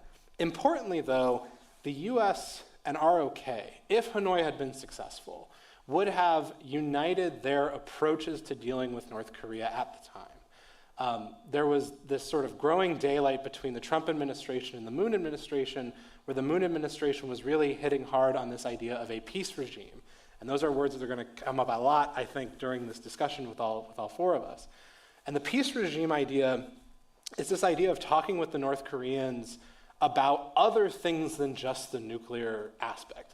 The nukes were a part of it, but the peace regime was about expanding the issue areas that you talk about with the North Koreans and trying to find slow progress on things like economic integration, on things like ending the Korean War, and on things like military and political confidence building. Again, nuclear weapons are a component of a peace regime, but they're not the only thing. And I think this was a really smart approach from the South Koreans because it addresses the sort of structural conditions under which the North Koreans got nukes in the first place, right? The North Koreans don't just wake up one day and decide, I want nuclear weapons. Instead, it's sort of this product of a security environment around them that looks kind of dangerous to them, and having this as sort of the ultimate guarantor of their regime's survival. Also, a peace regime, I think, is easier for North Korea to implement over the long term because it creates somewhat of a buffer, right? If you are only talking with the United States about denuclearization and you give up the nukes, well, the US is still incredibly stronger than you. We're in a much better position than the North Koreans are. And if we had a change of administration in the White House that suddenly doesn't like the North Koreans or really wants to turn the screws to them, we could reverse that position at relatively low cost. In a peace regime environment, if you have progress on these other lines of effort toward improving both inter-Korean and US-North Korean relations, there are bigger boundaries built into that. So the idea of a sort of quick switch in American policy that puts the North Koreans on the back foot and leaves them incredibly vulnerable is less of a concern because you have to spend more effort dismantling the peace regime you have built in the process. So that's kind of like the if it had happened, right? If Hanoi had gone off without a hitch, I think things would be much different now because it would have united US and South Korean approaches towards North Korea during the Moon administration, which I think would have opened the door for more progress before changes in administration in both the United States and South Korea. Hanoi kills the momentum for this, though. And since 2019, what we've seen instead is North Korea digging in its heels. Even though it's the weaker party, I think North Korea can afford to just not negotiate, right? They can afford to sit back and wait because maximum pressure didn't really work all the way. And it's also not coming back. The US-China relationship is not in a great place. China, at least not being our enemy, was very helpful to getting them to let us do things at the UN that they previously blocked. So that's not coming back anytime soon. The North Koreans also intentionally, this idea of economic pressure that sort of forces them to the table of you can either keep the nukes or you can have an economy, you can't do both. North Korea isolated itself almost completely during the COVID-19 pandemic in 2020 and 2021 to try and prevent COVID from coming into the country. They sort of ran the case study in economic isolation very well, and they didn't come crawling back, right? None of the sanctions were still on, and it didn't really change any of their calculus on that. And so I think that, the North Korean progress on the nuclear front allows them to drive a harder bargain with us now.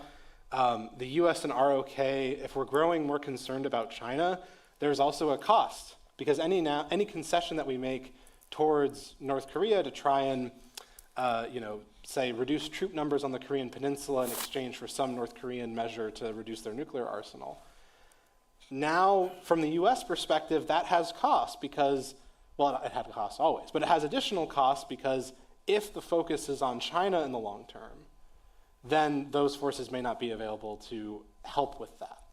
And I don't know if I would view the problem that way myself, but I think this is part of the challenge of breaking out of the current impasse we find ourselves in. And like we talked about earlier, there's really no interest from the Biden administration on trying anything beyond just sort of coasting on the North Korea problem. But I think it's kind of the only way out, right? In large part because we've exhausted everything else.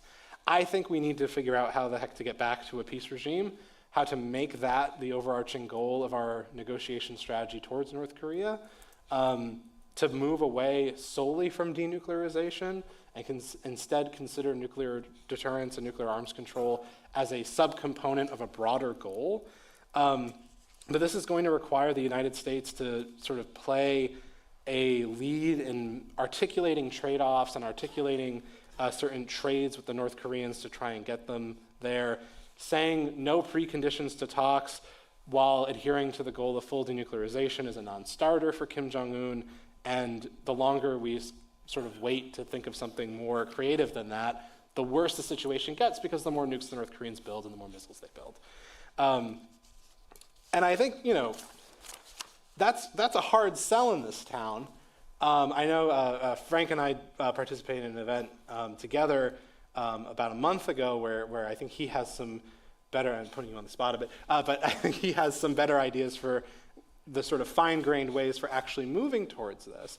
And I'm sure Jenny and Suzanne also have some better ideas than the sort of broad strokes I've described here. But I'm really worried about the consequences of failure. And this is going to be sort of, speculative fiction time. But I think if these current trends hold, stuff's going to get real bad. And so what trends am I talking about? Well, in a world where North Korea, China, and now Russia are sort of interested in building up their nuclear arsenals, if that continues unabated, if the United States and Russia can't get back to arms control, right, because both us and them have done things to effectively eviscerate the arms control regime that existed between us. The NPT regime also isn't looking, it's not on death's door, but it's not looking super healthy either. And I think you have a situation where arms control is going away, nuclear dangers are increasing. If US-China relations continue to go down and continue to get worse, we're probably going to see increased pressure from South Korea, from Japan, from other US allies and partners in East Asia to do more to deter adversaries and reassure them. This will likely look like nuclear force buildup that we would struggle to actually meet, even if we spent the money, right? It's not just a money issue, it's a capacity issue.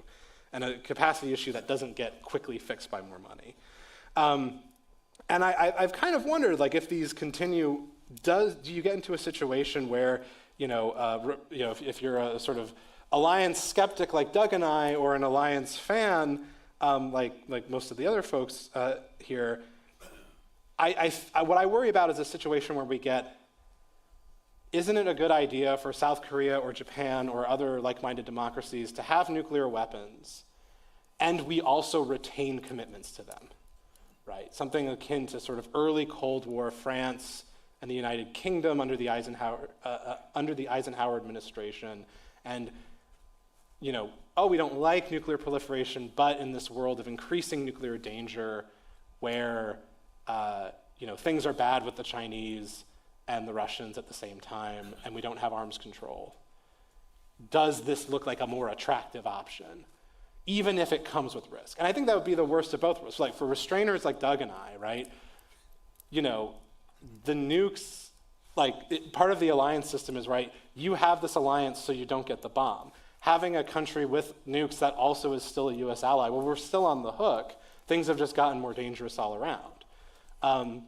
And then if you're a fan of the alliance and its deterring effect on getting nuclear weapons, then, well, that objective has also failed. So it's a world that again, this is very speculative. I don't think it necessarily will for sure happen, but I feel like you can see the conditions being in place and the trend lines as they are currently being in place, where, say, in a decade or so, if nothing changes off of these things that I've described,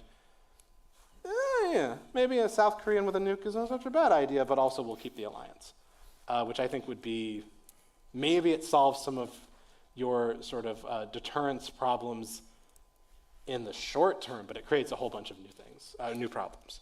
So with that very rosy picture of our maybe future, but I hope not, I'm going to turn it over to Frank to hopefully provide some ideas for how to not get to that world. How to get out of the bad stuff. Yeah, how to get out of the bad stuff. Well, great. First, Eric, Doug, thank you so much for inviting me to join this panel. So let me start off by saying that I think a durable peace regime with North Korea may very well be impossible, but I'm talking specifically about a conventional, ideal notion that we have, that many people have, where North Korea gives up its nuclear weapons and we sign a peace treaty with North Korea. I think this type of scenario is very implausible, and for a few reasons. One is it's extremely likely that North Korea will decide to disarm. This isn't just my opinion. This is the assessment of the U.S. intelligence community and what most North Korea analysts believe. Second, I also think it's unlikely that the United States would seriously pursue a peace treaty with North Korea. In fact, for 50 years, 1953 to 2006, when North Korea didn't have nuclear weapons, we didn't seriously pursue a peace treaty with North Korea. There was that half-baked offer in 1996 from President Clinton and Kim Young-sam, but that proposal for peace talks fell apart really quickly when North Korea wanted to have U.S. troops be on the agenda for talks, and the U.S. rejected that. And then third, even if the two sides could reach some sort of peace mechanism, whether it's a formal treaty that requires 2/3 approval from the Senate, or an executive agreement like the agreed framework that doesn't require Senate approval, we've seen that these types of agreements are not necessarily permanent. The U.S. has withdrawn from many past agreements, like the Mutual Defense Treaty with Taiwan, the Anti-Ballistic Missile Treaty, the INF Treaty. So there's no reason why North Korea should give credence to any sort of negotiated deal with the United States, given how fleeting these types of deals can be. So instead of seeking an improbable, idealized, a formal peace mechanism, I think it'd be better to pursue a more realistic, tangible peace. And this type of peace wouldn't prioritize maximalist goals like a formal peace treaty or denuclearization, but I think it would focus more on things like things that immediately would reduce risks and provide security benefits. So regular diplomatic engagement, concrete arms reduction steps, more people-to-people interaction. In other words, what we would be seeking is peaceful coexistence with North Korea. Some people might say that's a ridiculous idea. The U.S. has never peacefully coexisted with North Korea, but the fact is that we already did. If you look at the period between 1994 and 2002, the 8-year period, we essentially peacefully coexisted with North Korea because during this period, both sides were complying with the agreed framework. They were constantly engaging to implement the agreed framework through the Korea Peninsula Energy Development Corporation organization, engaging in talks to end North Korea's missile program, engaging to potentially work towards a peace treaty, like I mentioned, engaging through the Perry process, and engaging in the meetings between Madeleine Albright and Kim Jong-il, and then when Vice Marshal Jong Myung-nok came to the Oval Office to meet with President Clinton. There was also regular congressional engagement. It's not that far back where there were U.S. congressional members and staffer delegations going to North Korea practically every other year. You can talk to people like Keith Luce, who's at the National Committee on North Korea, but was formerly a staffer for Senator Lugar, Frank Januzzi at the Mansfield Foundation, who was a staffer for Senator Biden. They made multiple trips to Pyongyang, and they have a lot of stories about that. From 1996 until 2005, you had U.S. military officers working side by side with the Korean People's Army officers in North Korea to help recover the remains of U.S. service members from the Korean War. They conducted 37 joint operations during this period that recovered 417 sets of U.S. service member remains and brought them home. Also starting in 1995, there were U.S. humanitarian and faith-based NGOs that began establishing a strong presence in North Korea, developing strong ties on the ground with the North Korean people. And then similarly, there were North Korean delegations that were coming to the U.S. For example, there were North Korean taekwondo teams that did tours across the U.S. and North Korean scientists that did academic exchanges at places like Stanford University, Syracuse University, among others. And then on the security side, North Korea shut down its graphite-moderated nuclear reactors at Yongbyon, so they weren't reprocessing any plutonium. They didn't conduct any nuclear tests, and they conducted one ballistic missile test during that 8-year period. So this was the United States and North Korea peacefully coexisting without a formal peace agreement, but with many of the characteristics of a peaceful relationship. So I think this is the type of situation that we should be striving for. Of course, today's environment is very different because North Korea has nuclear weapons and the U.S. And the international community is imposing a very stringent sanctions regime against North Korea, which complicates things significantly. But I think we need to find an arrangement that gets us to a peaceful coexistence with a nuclear North Korea, because that situation will always be better than a hostile existence with a nuclear North Korea. The second point I'll make is how we might get to this peaceful coexistence. I think empirical evidence is pretty clear. When we engage with North Korea, they tend to behave better. not perfectly, but better. Lisa Collins, who was formerly at CSIS, but she's at OSD, Office of the Secretary of Defense at the Pentagon right now. She did a study in 2017 that looked at data between 1990 and 2017, and it demonstrated a very strong correlation between periods of US DPRK engagement and lower levels of North Korean provocations. I think a more concrete example is, I had a chart that I provided, I don't know if you can put it up, but this is a chart that's provided by and you might not be able to see, it's too small, but it's a chart provided by the CSIS Missile Defense Project. It shows North Korean ballistic missile tests from 1984 to 2022. And if you look at the period between 1994 and 2002, the 8 years in which the US and North Korea were complying with the agreed framework, you'll notice 1 missile test. Similarly, in 2011, when we were in negotiations with North Korea for the Leap Day deal, 0 ballistic missile tests. When we were in negotiations with North Korea leading up to Singapore and Hanoi in 2018, no weapons testing. Conversely, when we stop engaging with North Korea and we try to isolate and pressure them, they tend to behave a lot worse. So again, looking back at the chart, look at the period between 2012 and 2018, when we implemented a global pressure campaign against North Korea after the collapse of the Leap Day deal. North Korea responded, you won't see it up there, but they conducted 3 nuclear tests and then over 90 ballistic missile tests. Likewise, if you look at the period between 2019 and 2022 after the failure of the Hanoi summit, and then we returned to basically an isolation and pressure approach, we had similar results. In fact, in 2022 alone, last year, North Korea conducted more ballistic missile tests in that 1 year alone than in any previous year. Not to mention its testing of hypersonic glide vehicles, solid fuel missiles, and underwater drones. All of this shouldn't be surprising because Kim Jong-un laid out his approach to the US in January 2021. He said the way that North Korea would approach the principle that they would go by in dealing with the US is power for power, goodwill for goodwill. So we know what works. Engaging with North Korea is the way to go. But the problem right now is that neither side seems particularly interested in talking. Of course, if you talk to the Biden administration, they understandably would claim that it has repeatedly sought working level talks with North Korea, but to no avail. But I think for North Korea, these US overtures seem insincere or half-hearted when they're accompanied by aggressive military muscle flexing from the alliance and terse messages from President Biden to Kim Jong-un. Recall when Biden was in Seoul last year meeting with President Yoon, a South Korean journalist asked Biden whether he had a message for Kim Jong-un, and this is how Biden responded.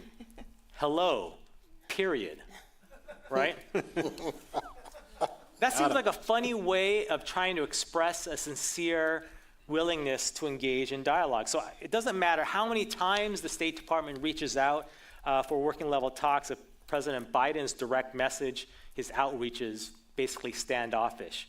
So I think instead of these perfunctory attempts at talks, it would be better if the United States considered a more I would say a different approach, and I've written about this approach many times, which would be to offer unilateral conciliatory gestures to North Korea to demonstrate greater sincerity for negotiations. There's academic literature, including from people, scholars like Charles Osgood and Charles Kupchan at Georgetown University, that suggests that conciliatory gestures, typically made by the stronger country, can help induce reciprocal positive behavior from the other side. I know this seems risky, certainly in DC, but it's not just academic theorizing. There's precedent to suggest that this type of process works on the Korean Peninsula. So in the early 1990s, Washington unilaterally withdrew the tactical nuclear weapons from the Korean Peninsula. It canceled the Team Spirit major military exercises in 1992 and 94 and 95, and it agreed to high-level talks for the first time in 38 years in New York. Undersecretary Arnold Cantor and Kim Young-sun met in New York for the first time since the 1954 Geneva Conference, right? So these were major unilateral concessions, and in response, North Korea signed the denuclearization and reconciliation agreements with South Korea and a nuclear safeguards agreement with the IAEA.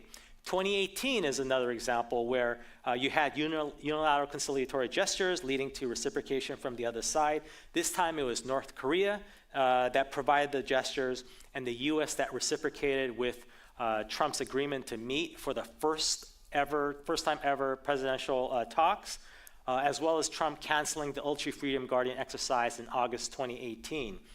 Unfortunately, this conciliatory cycle ended pretty quickly after Singapore, when the US didn't offer the additional types of measures that North Korea was looking for. And I think that seemed to make Kim Jong-un fairly inflexible in negotiations at Hanoi. Let me end with one final thought. I think one of the reasons why it's so hard to break free from this conventional pressure-based approach against North Korea is that there is this fear-based, deterrence-heavy way of thinking in DC. And one of the most representative manifestations of this way of thinking is the heavy use of wargaming at DOD, which I was at for 7 years, and many DC think tanks use war games as well. And I think these war games oftentimes will look at negative scenarios like China invading Taiwan or North Korea attacking South Korea, which then elicits predominantly defense and deterrence-based responses. And then the policy recommendations are focused primarily on building up military capabilities and strengthening deterrence rather than strengthening peace building. So one of the things that we have tried to do at the U.S. Institute of Peace is to flip the script and conduct peace game simulations. So in other words, instead of negative scenarios, we look at positive scenarios like North Korea agreeing to an interim deal, and then we simulate what we can do to enhance diplomatic risk-taking so that dialogue is sustained and progress is made. I won't get into the details of the exercise, but I will note a few takeaways. One, in the simulation, the US and North Korea teams emerged as the principal actors in the exercise, no surprise there, and they were the ones that determined whether negotiations remain static or move forward, and not China or South Korea. Two, both the US and North Korean teams perceived potential losses in negotiations more acutely than potential gains. This is the idea of loss aversion that resulted in diplomatic inertia. Three, both the US and North Korean teams seemed open to negotiations as long as the other side took the first conciliatory step. But it was presidential leadership and political will that was the most impactful in overcoming inaction. And then lastly, the US-China rivalry fueled a zero-sum mentality in the simulations that hindered opportunities for progress and heightened misunderstanding between the US and South Korean teams. So all this is to say that, I think we can make progress on the Korean Peninsula, but we have to move away from the stale, hardened position that many people in DC have, and we have to be willing to take diplomatic risks to improve relations with North Korea and not just focus narrowly on deterrence to try to keep North Korea in a box and contain it. So I'll stop there. Thank you, Zan.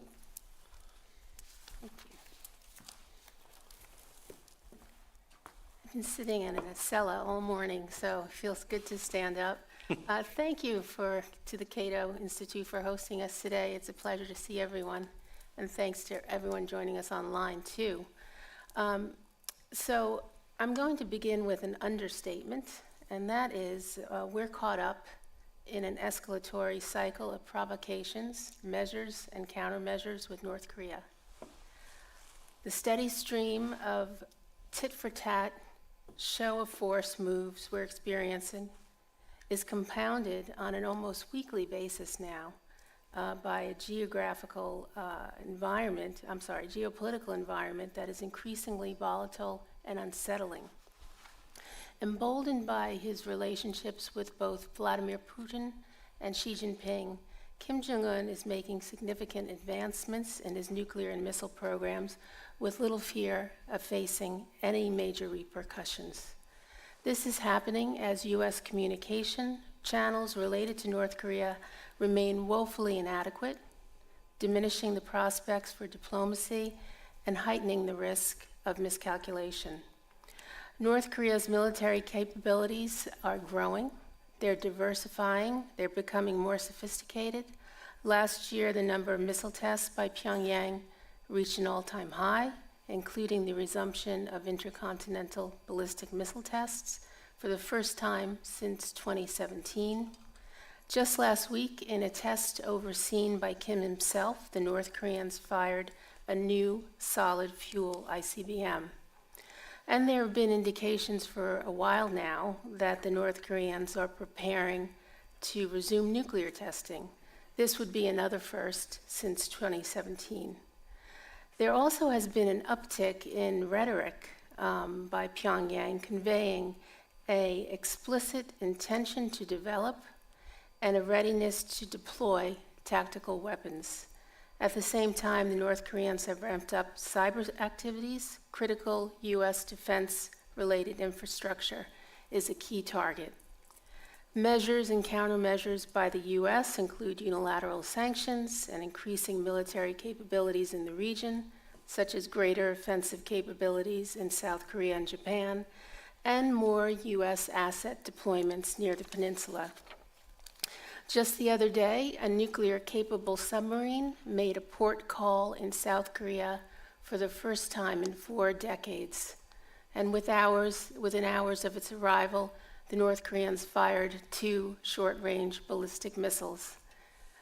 In contrast to the previous administration, the Biden team's approach to North Korea emphasizes greater alliance coordination on the extended deterrence strategy. The U.S. and the ROK recently resumed full-scale, live-fire, joint military exercises, including simulated decapitation strikes for the first time in 4 years. The North Koreans followed in turn with their own live-fire exercises, and during this period, there was no apparent real-time communication during these exercises, heightening the chances of an accident.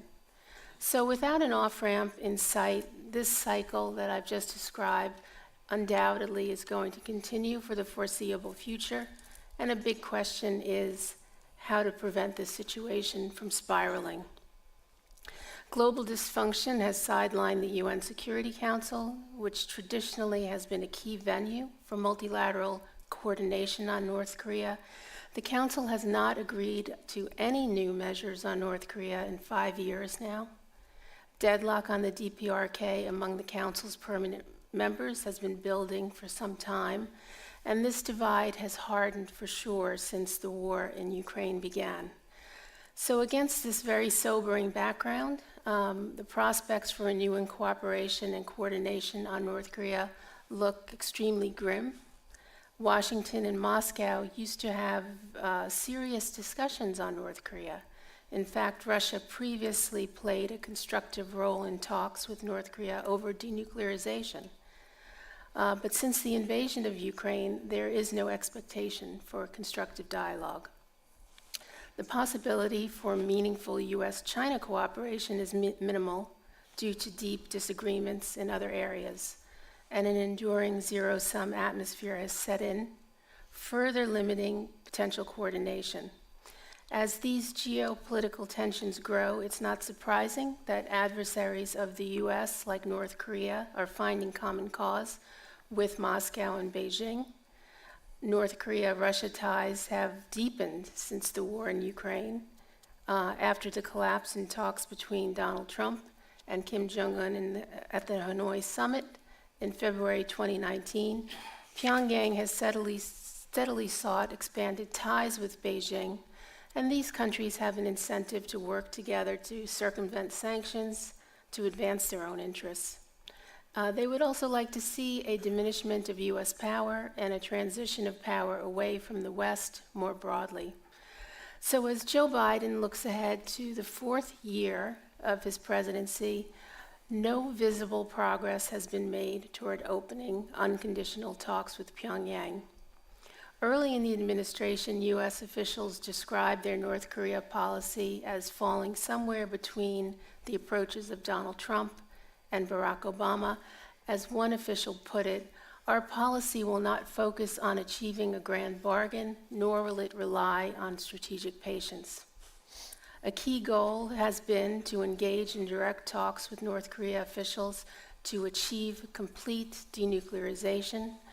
The now familiar we'll meet anywhere, anytime, without preconditions language stated by officials across the administration has been consistently rebuffed by Pyongyang. In an interview just this past weekend, National Security Advisor Jake Sullivan said, "We have indicated to North Korea that we're prepared to sit down and talk without preconditions about their nuclear program. But to the North Koreans' ears, this language does contain a precondition, and it's a significant one, talks about their nuclear program." And I think as long as the administration sticks to this approach, it's difficult to see it going anywhere. Given North Korea's advancing capabilities and the widening geopolitical divide that I've just described, along with the mounting regional arms race and growing danger of confrontation on the peninsula, a reevaluation of the Biden administration's policy towards North Korea is overdue. The old formula of seeking international sanctions combined with unilateral steps to pressure Pyongyang into negotiations is no longer effective. It hasn't been working for quite some time. Deterrence alone won't secure peace on the Korean Peninsula. What's needed is a pragmatic diplomatic strategy in parallel to the deterrence and coercive policies that are currently in place. And convincing Pyongyang that talks with the United States could still result in attractive benefits requires more than just reiterating that Washington is willing to meet anywhere, anytime. We need a new formula. The North Koreans are carefully watching developments in Ukraine, a country that once possessed nuclear weapons. The key lessons they are likely drawing is an obvious one. Nuclear weapons, plus the means to deliver them, are the only reliable means to deter foreign aggression and the only source of security against regime change attempts. In conversations I've had with North Korean officials over the years, they've consistently pointed to the examples of Muammar Gaddafi in Libya and Saddam Hussein in Iraq as cautionary tales. Look what happened to them. And then the killing by the U.S. of Qasem Soleimani, commander of the Quds Force in Iran in January 2020, a country that does not possess nuclear weapons, is an additional lesson. Kim likely saw it as a successful decapitation exercise. There are certain uncomfortable realities that I think we need to face as we think through adjustments to the U.S. approach. I'll focus on four. First, with an arms race in Northeast Asia, including the buildup by Beijing of its nuclear force, the region is moving toward increased nuclearization, not denuclearization. Getting the North Koreans to agree to talks focused on relinquishing their nuclear capabilities while the region is building up just isn't a realistic goal.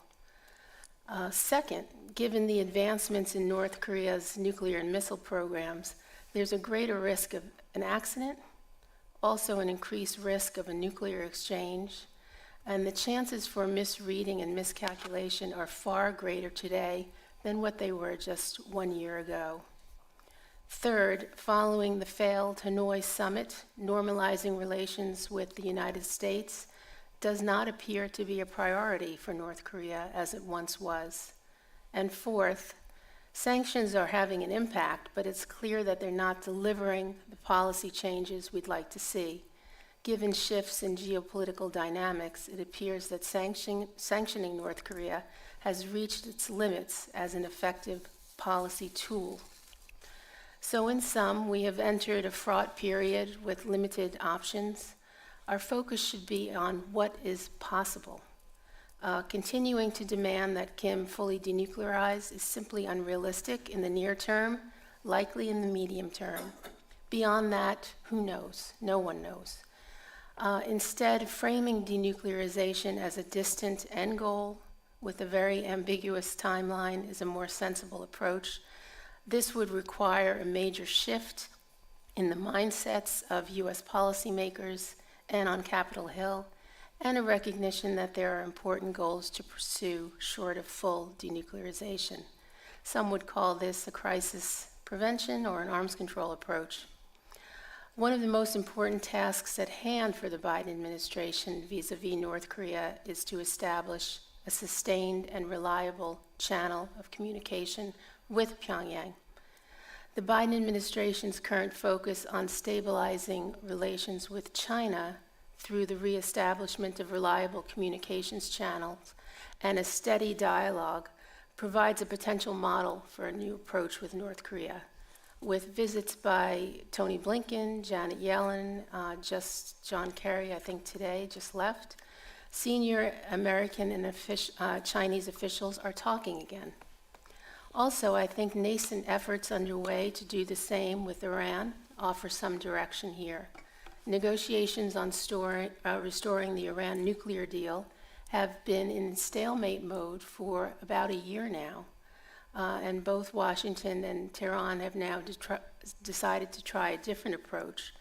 They appear to have come to the conclusion, at least for now, that it's in their interest to stabilize relations. They reportedly have reached an understanding to pursue a new pattern of engagement that attempts to pause hostilities for the next 16 months or so until the next presidential election, move toward de-escalation, essentially a timeout, and then, depending on what happens in November, sit down for full talks to pursue a nuclear deal after the election. If we can get to a dialogue with the North Koreans, a focus should be placed on reaching mutually agreed upon measures to prevent an inadvertent clash and reduce the risk of conflict on the Korean Peninsula. The best form of crisis management is crisis avoidance. Beyond that, pursuing measures centered on influencing Pyongyang's decision-making calculus not to use nuclear weapons is another sensible priority. Finally, the Biden administration is especially hesitant to be seen as doling out incentives to get the North Koreans to the negotiating table. We've accumulated a significant amount of leverage and bargaining chips in the form of sanctions and other coercive means, and there should be a greater willingness to use them in creative and strategic ways to advance American interests. I'll stop there. I look forward to the discussion. Thank you, Suzanne. Well, thanks, Doug and Eric and Cato for inviting me. Being the last speaker at the end of the day, I get to be as controversial as I want to be, because a lot of information has already been given out on all the facts. I did want to pick up on a couple of threads, especially from Frank and Suzanne, and the first was really, this idea of when we talk about Biden's approach, as Suzanne just laid out, Biden's approach to North Korea, this whole practical and calibrated approach that's not quite strategic patience, not quite whatever Trump's policy was. But I think it's clear, the U.S. has given a lot of thought to a negotiation strategy with North Korea, assuming we can ever get back to the table. What we don't have is a real strategy for rebuilding diplomacy with North Korea so that we can get back to the table. How do we get there?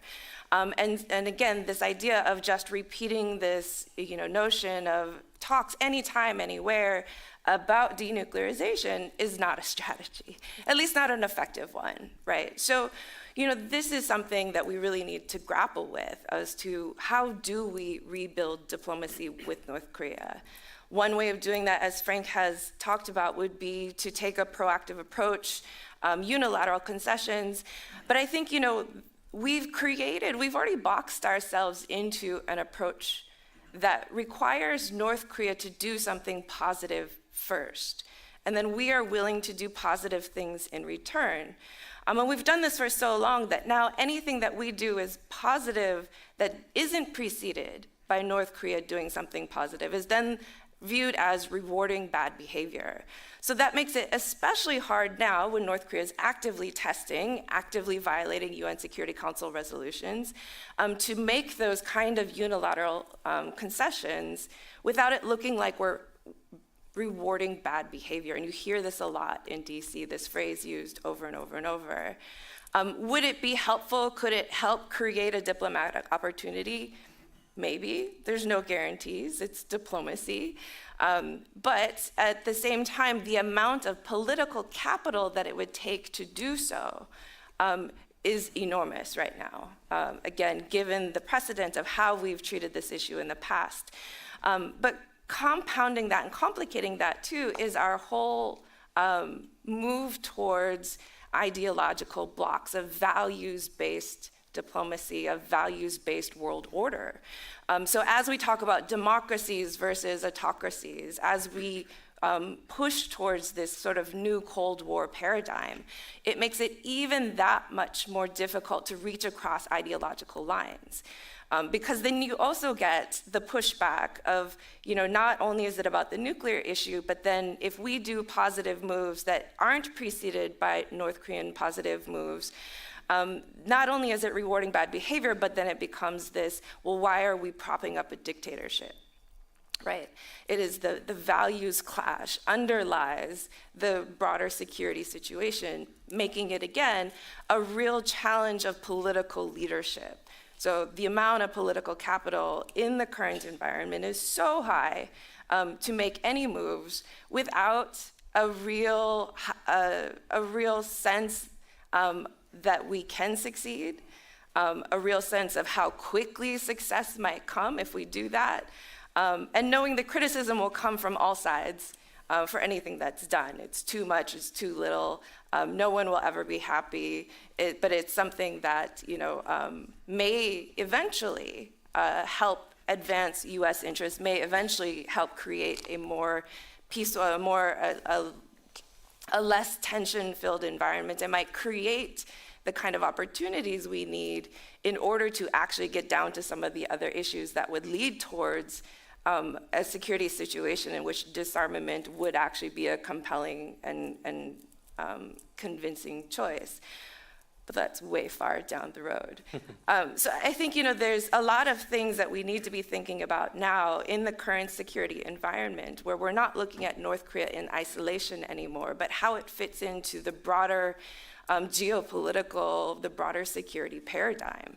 Can we really get back to meaningful talks with North Korea about their nuclear weapons program, about our security relationship with them, when we still have, high tensions between U.S. and China, when there's no cooperation there? And as Eric pointed out before, Frank pointed out before, when the arms control regime in general, globally, is defunct, and when the NPT is weakening, when there's all of these security challenges, the idea that North Korea in the middle of that is going to suddenly decide that it's unilaterally making the decision to move towards disarmament, as Suzanne said, as everyone else is still arming up, is just really unrealistic. So, I think the way we need to approach this today is much different than the way we would have approached the issue in the past.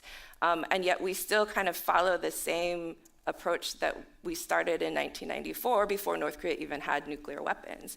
And I think it's very difficult now, again, in this whole sort of ideological paradigm that we're moving towards, it's very difficult to see how that changes in American policy. But at the same time, the question is what does a peace regime actually look like? What does it mean? And I don't think there's any agreement on this. Frank talked about a sort of positive peace, and Frank and Suzanne both talked more about a positive peace where we have active engagement, where we're normalizing relations. President Moon, under that administration, was promoting a peace regime of coexistence and economic integration. But that is a very fluid definition. and one that you have to question, is that really the benchmarks we're looking for now? Would a peace regime, could you have a peace regime where it's less positive, where it's not a positive peace regime, but one where we kind of leave each other alone? And is that better than where we are now? So I think we really need to, test these assumptions and figure out, along a spectrum of what peace could look like. There's a lot of options, and where we fall on it or where we start with it, where we think that first benchmark is, the measures that we could or should be willing to take to get there could be very different than what the final vision of peace is further into the future. And I'm just going to jump around in my notes because, again, a lot of stuff has already been covered. But, I think we have to, okay. So again, when we look at the situation as Eric laid out in East Asia now, we do have a nuclear arms race going on. How far that goes is really unclear. I was at a conference the other day where one of the questions to me was like, well, what does North Korea think is enough nuclear weapons, right? We don't know that. I don't know that Kim Jong-un knows that. But you could ask the same question about China. How many nuclear weapons does China think it actually needs now? How many nuclear weapons does the U.S. think it needs now in the current geopolitical environment? And that is still changing and evolving as we go along. So this idea that North Korea has a set number is questionable. It is an assumption and one that we don't have a lot of evidence to back up. But you could also ask the same, kind of flip the question to South Korea. Given the fact that South Korea has superior conventional forces, it has, especially if you have the combined force capabilities of the US and South Korea, the overmatch of what it is to North Korea's military capabilities is quite high. So how much overmatch in South Korea is enough before the South Koreans will feel safe? And now with Russia's invasion of Ukraine, what you have is a real revival of the notion that nuclear weapons are the answer to defenses. And how do we get back to a non-proliferation mindset? How do we move away from that and deflate that notion that only nuclear weapons are the answer to preventing any kind of attack by a nuclear weapons state, a nuclear armed state? So there are a lot of challenges here in the broader security regime that we need to be aware of when we're thinking about North Korea. We can't really think of it in isolation anymore. We really need to be understanding the challenges that are around it and how that affects North Korea's perception of its own choices as well, if we want to start to address them in a more effective manner. And then I want to take the conversation in a little bit different direction and go to this idea of does a peace regime require a peace treaty, a formal peace treaty? Can we ever have a sustainable peace regime without ending the war? Do we need a peace treaty? And I think if we hold that as one of the standards, which again, I'm not saying we have to, but then we have a few obstacles to deal with. I think 3 major obstacles. One is who's deciding it, who needs to be part of the negotiations of that peace treaty. The second is sequencing of peace versus denuclearization, right? We didn't have these peace talks before North Korea had nuclear weapons, but now that North Korea has nuclear weapons, does that have to be solved before we can have a peace regime? And the third is really, what is the end state that we need to agree on in order to have a peace treaty? And all of these are incredibly complicated issues. If we take the first, we're here to commemorate the 70th anniversary of the signing of the Armistice Agreement. And certainly the parties to that were the United Nations Command, which was U.S., represented by the United Nations Command. It was the Korean People's Army in North Korea and the Chinese People's Army at the time. So do all of those parties have to be involved in peace treaty negotiations? Do they have to agree on something in order to move it past the armistice state into a formal peace treaty? Where does South Korea get involved? Can you add parties to that? And if you're adding parties, then who else should have a say? I think there was a notion in, during the Moon administration in Panmunjom when they came out of the summit, and both Korean leaders said they're ready for peace. I think they were surprised at how much, I think they thought if both Korean leaders said they were ready for peace, who would stand in their way? And I think they were very surprised by the pushback on that. And I think there's, again, these underlying reasons and these underlying issues that are standing in the way of peace, regardless of whether or not the political appetite for it is there. I would say, too, though, at the end of the Obama administration, there was a moment where the North Koreans were willing to talk about peace, a peace treaty or a peace regime with the United States. The United States was sort of entertaining the notion. And I had visits from South Korean officials who were very concerned about this. And they were very nervous that the U.S. would be negotiating directly with the North Koreans, that they wouldn't consult the South Koreans. And the message to me was that because South Korea was not ready for this. Little did they know that, that they would be having, the Panmunjom summit not long after, and the direction that it would go in the next administration. But at the end of the Obama administration, that was a key message from the South Koreans, was they weren't ready for peace. Well, what does ready for peace look like? And what would they need to believe in order to move forward? But then you get this idea of this tension between, this sequencing tension. Can we now accept a nuclear North Korea and still, can we end the war without solving the nuclear issue first? And I don't think there's any consensus on this. If you talk to a range of people, you will get a range of views. But I do think there's a tendency in the United States, and especially in South Korea, to want denuclearization first. That has to be solved before we can actually be at peace. Whereas, in North Korea, it's the opposite, right? Like this is a disarmament issue that we're talking about. So why would they disarm before we had peace? And this has always been an underlying tension of, how do we sequence this? What role does the nuclear question have in any kind of formal peace arrangement? And then, the bigger issue here, though, is then if you can get past the nuclear issue, what does a Korea at peace look like? Is it a one-state solution, or is it a two-state solution? Does reunification, is it required for a peace treaty? And I think there's an underlying tension here that this issue has to be solved in order to have a peace treaty. And again, I don't think there's any agreement on what that is. And if unification is still necessary for peace, while they're moving towards unification, it's still, there's still a pressure for whose values will preside over a unified Korea. And so, if we're still looking at a one-state solution is also an existential crisis, an existential threat for one party or the other.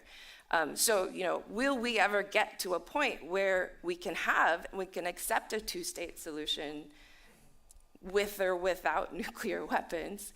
And I don't know if we can get there, but it's certainly one of the tensions that prevents us, even before North Korea had nuclear weapons, prevented moving forward with that peace process.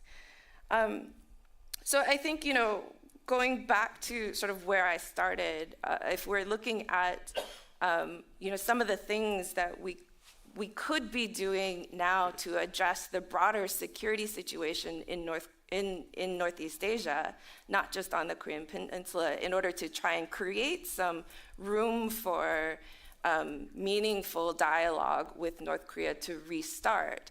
I think we need to be, trying to create different bilateral, minilateral, multilateral channels of communication about the regional security dynamics, about the regional security situation. It isn't just North Korea that's a problem right now, but there's a lot of dangerous trends going on in the region. And if we don't address them, if we don't move them in a certain direction, the Korean Peninsula isn't in isolation going to do that on its own. So, issues like, can we create dialogues about preventing nuclear war in the interest of all parties? What would it take? What do different countries see as different triggers? And what would lead us to worst case solutions? What are we willing to do to prevent those worst case solutions? Again, either bilateral, minilateral, multilateral forums. The idea of, humanitarian and disaster response. These are issues that is, with climate change going on, with other kinds of disasters beyond just nuclear, the potential for conflict. How can we cooperate as a region when it's in our interest to prevent a crisis within the region? Or even just like the idea of codes of conduct and signaling on military exercises, right? The North Koreans have been doing operational missile drills and only tell us about it after they've done it. And so one morning they did 23 missile launches. And then the next day mentioned, oh, by the way, that was a drill. Well, that leaves a lot of room for interpretation and misperception and miscalculation. So can we have, a dialogue about the codes of conduct? Can we agree to a code of conduct? And if you're going to do it, here are the rules in which, that we will signal each other, we will inform each other to prevent those kinds of misperceptions. And another one is just, again, the kind of creating a code of conduct to reiterate global norms in conflict. So on a regional level or on a bilateral level, especially now with the risk of conflict in the region high, seeing some of the atrocities that are happening in Ukraine, can we come to an agreement about, there are certain norms that we will adhere to that do align with what's in the Geneva Conventions, what's in the Non-Proliferation Treaty, that would prevent, try and minimize the disaster even if we do get to conflict. So those are just some ideas of, dialogues that we could be having that could create further diplomatic opportunities to try and move the whole region into a more of a real security dialogue in hopes of creating new diplomatic opportunities with North Korea. Thanks, Jenny. I'd like to start with a question that ties in with the issue of the role of denuclearization and a peace regime. Most analysts that I talk to on Korea are quite skeptical that there is much chance that the current regime, at least in the North, is going to denuclearize. That while CVID, comprehensive, irreversible, verifiable disarmament, is kind of the totem of U.S. policy to which everyone must bow. The question is, if it's not realistic, how should we approach that? Well, it strikes me there are three approaches. One would be to still say that's absolutely necessary, and the North must agree to that. The second would be to proceed as, kind of with an arms control approach, not conceding that they are a nuclear power, kind of, if asked, say, yes, that is our goal, but proceed in a more practical fashion. And the third would be to throw up our hands and say, look, they're a nuclear power, and let's just kind of be open about some kind of arms control. So I'm curious what you all would think about. Is there an approach that strikes you as the most profitable in trying to create a peace regime and making the peninsula more stable and peaceful? I like door number 3, just because, yeah, they have them. They're probably not going to give them away. And, there's a lot you can do even if they keep them. I think that is incredibly politically unlikely. So I think the more likely option is door number 2. And what's interesting is that it feels like they're among the expert community, right? Among folks like us. And even I think among a lot of the general public, there is this sort of recognition that okay, yeah, we're not going to get to denuclearization. We're not going to get to CVID. But it's been, at least so far, kind of resistant, I think, to filtering up to the policymaker set, at least from what I've heard and seen. If I raised that once with some colleagues from a South Korean National Defense University right before the pandemic started, and their response to that was whoa, no, we can't do that. We absolutely cannot say that, even if they kind of agreed, all right, yeah, we're not going to get them to give up the nukes. So I think crossing that that barrier might be important, or at least behind closed doors, they need to be able to say to the North Koreans, we get it, like we're not going to get to CVID, but we also can't like stop talking about it. It's very, I mean, I think that's been the theme of this panel, right? There's a lot of, it's just Gordian knots all the way down, and it's kind of very difficult to find like the way to disentangle them in a way that makes real progress. Frank? I agree. I think with your initial statement, which is that North Korea is not going to disarm, that's a reality. But there's also the flip side reality, which is the U.S. will not accept a North Korea that has not denuclearized or hasn't committed to denuclearization, right? So those are the two maximalist goals, right? So that's why I think despite the unlikelihood of North Korea denuclearizing, disarming, we also need to keep denuclearization on the table. It may not be the near-term goal, a Libya approach like John Bolton, but it has to be there somehow. A long-term goal, an aspirational goal, a fig leaf goal, but denuclearization has to be there. Otherwise, we know the political reality in the U.S., the Congress will never support any sort of peace arrangement with North Korea where they have not at least committed to the path of denuclearization, right? So I think that's a reality that we also need to understand. I don't think we think through enough. I mean, Representative Sherman talked about the Peace on the Korean Peninsula Act and the need for a peace agreement. Again, I talked about in my remarks that the Congress will not agree to a peace treaty, the Senate will not provide 2/3 approval in any situation where North Korea has not taken significant steps towards denuclearization and most likely taken significant steps towards improving the human rights situation. So it's a fine line we have to walk, a needle that we have to thread, and it's going to require a lot of weird sort of semantic sleight of hand, but I think denuclearization must be in there somewhere. I mean, we're marking 70 years of a frozen conflict without a peace treaty, right? So this idea of like, you know, saying one thing but sort of doing the other. Well, I think, for example, like the Singapore statement was about a good of a compromise as we could do, because it stated that North Korea would work towards complete denuclearization of the Korean Peninsula. Very vague. It wasn't CVID. It was just sort of complete denuclearization, and it was long term. I think that was good enough to get the ball moving forward, and that's the best we can hope for at the moment. Suzanne? What I'd like to see happen is the U.S. and North Korea engage in a private, quiet back channel where we discuss these issues. Let's call them talks about talks, not formal negotiations. And I think it would be helpful for the North Koreans to explain why they can't give up their nuclear program. It's understandable. And at the same time, the Biden administration would need to explain why it can't give up demanding denuclearization. And as Frank just said, I mean, let's face it, in this town, Congress would go crazy if the Biden administration stepped back from that. But not only Congress, our allies in the region would also, I think, go a little crazy. So I think that's where we need to get, is just to have that sort of quiet talk outlining what the parameters would be, what the constraints each side is facing domestically and otherwise. And I agree, I think the Singapore Summit Declaration holds up pretty nicely. It's by no means a strategy, it wasn't meant to be, but it's really a statement of principles. And that's what you talk about in talks about talks. So that's how I proceed. Now, you've been involved in two-track talks. Would you see that as being perhaps a way into these kind of discussions? Absolutely, without question.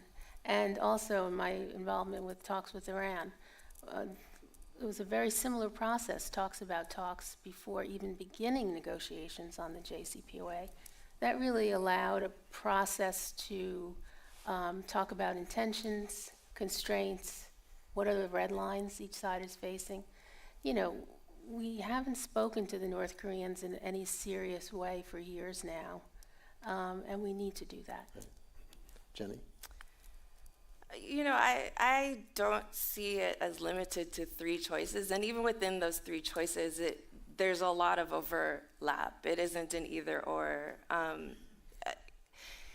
think we need to rethink or question a lot of our assumptions, first of all. I think we tend to treat North Korea as like this should be an easy decision for them to give up nuclear weapons. And I think a lot of people believe that North Korea only developed nuclear weapons as a bargaining chip. We hear this a lot of like they're just using it for coercion.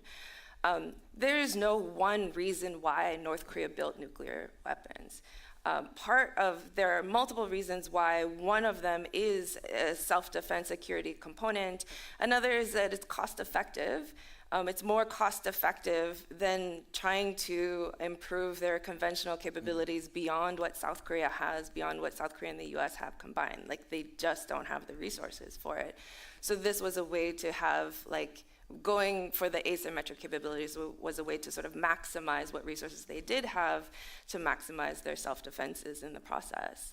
So what we are asking North Korea to do, an insecure country to do that we are technically still at war with, is to disarm and trust us. And we've heard many examples of why that's a really big ask. But we treat it as like they want this, they only did this because of, they only built nuclear weapons because they want to talk to us. Well, if you look at the way that North Korea talks about its nuclear weapons program now, it is different. In the early days, they always sort of hedged it as like, as long as the US maintains its hostile policy, we need, nuclear weapons, blah, blah, blah, blah. What you hear now is none of that. There's been statements that a line has been crossed, a moment is over, and when the North Koreans talk about their nuclear weapons program now, they are responsible nuclear states, self-declared responsible nuclear states, that their nuclear weapons are here to stay. And I think that's part of also why you see like Kim Joo-ae, the daughter, in some of the imagery about their missiles and stuff, is to sort of reiterate this notion that the way they're thinking about their nuclear program is very different than what it was before. So, the idea that we can convince North Korea to disarm now, when one, they're so far along, and two, the security situation is so much worse than it was before for an insecure country, I think we really need to rethink our approaches. And the only example we have in history of a country that built their own sovereign nuclear weapons program and then voluntarily gave it up is South Africa. And I think there's something to be learned in studying that example. What were some of the benchmarks that they saw that led them to that decision? And certainly their program was only like 7 nuclear weapons at the time that they gave it up. It was a much easier thing to give up. But I think in interviews that F.W. de Klerk has done about his decision, he himself was anti-nuclear. There was obviously a change of leadership when he came in, but there was also a very drastic change in the security situation that allowed him to make different choices, even if they were domestically unpopular, and then to benefit, as they moved away from apartheid, then to benefit from the economic reintegration into the world, right? And when we think about North Korea, our approach has been really to, force them, pressure them, increase the pressure on them to make the decision to disarm, and offering only economic incentives. And so the question is, what would it take? What would the security situation have to look like? What would our relations have to look like for an insecure country to feel more secure about moving towards disarmament? And that's going to require security concessions on our side as well, beyond just military exercises, right? So I think there's a lot that we need to study about, how do you convince an insecure country to disarm that we're just not putting in the effort right now to do. I'd like to start out for audience questions. What I'm going to ask is you give your name, affiliation, and wait for the microphone. Why don't we go there and back? Howdy, my name is Jaden Batista. This is a question for Mr. Gomez with the SUNY Washington program here in DC. You talked about a peaceful regime change for North Korea. Can't hear you. Sorry, you talked about a peaceful regime pact with North Korea. And the basis was because of the fact that they have nuclear weapons. But how can we enter a pact with them when there have been multiple times where North Korea has attacked the ROK, naval ships, and also the U.S. changing presidents? Sorry, let me change this. I got you. How can we ask them to give up their nuclear weapon program? How can we ask them to change anything when in the past 30 years, 30, 40 years, they have attacked countless times South Korean ships? And as we've seen the last 3 years, U.S. presidents have changed their methods of speaking, with Donald Trump being the more radical, saying my button is bigger than yours and that I will blow him away. So how can we really ask them to come to the table? Yeah. Well, to quote Game of Thrones, you only make peace with your enemies. So I think on this question of, well, number one, if we set that as the bar, then we're never going to get anywhere, right? And I think that on the another aspect of this too is that the Inter-Korean peace agreement from 2018 has actually been sort of the only effective thing that's lasted from the last time we engaged with the North Koreans. I think it provides a really helpful blueprint for what might work in terms of having some sort of agreements that reduce tension, right? And it's not just about the nukes, right? But about creating a more sustainable, a more more helpful way to coexist with one another, even though North Korea might still be doing things that we don't like. And so to provide some context on that, in 2018, the South Korea and North Korea agreed to a series of military confidence building measures when Moon went to Pyongyang, which included things like disarming guards at the Joint Security Area at Panmunjom, included things like creating certain zones, like no-fly zones or no-go zones for military exercises within, I believe, 5 kilometers of the DMZ line, creating a sort of zones in the West Sea where they had certain gun emplacements that either like were covered up or like the barrels of the guns were covered, so that way they couldn't be used as quickly. And it's all really relatively small ball stuff. And that has sort of worked because it has helped prevent things along the DMZ, one-off incidents or exchanges of fire, from escalating beyond that, right? And again, it doesn't solve everything, right? But the 2018 agreement helped create a lot of little small ways to improve some regularity, to improve some peace and stability.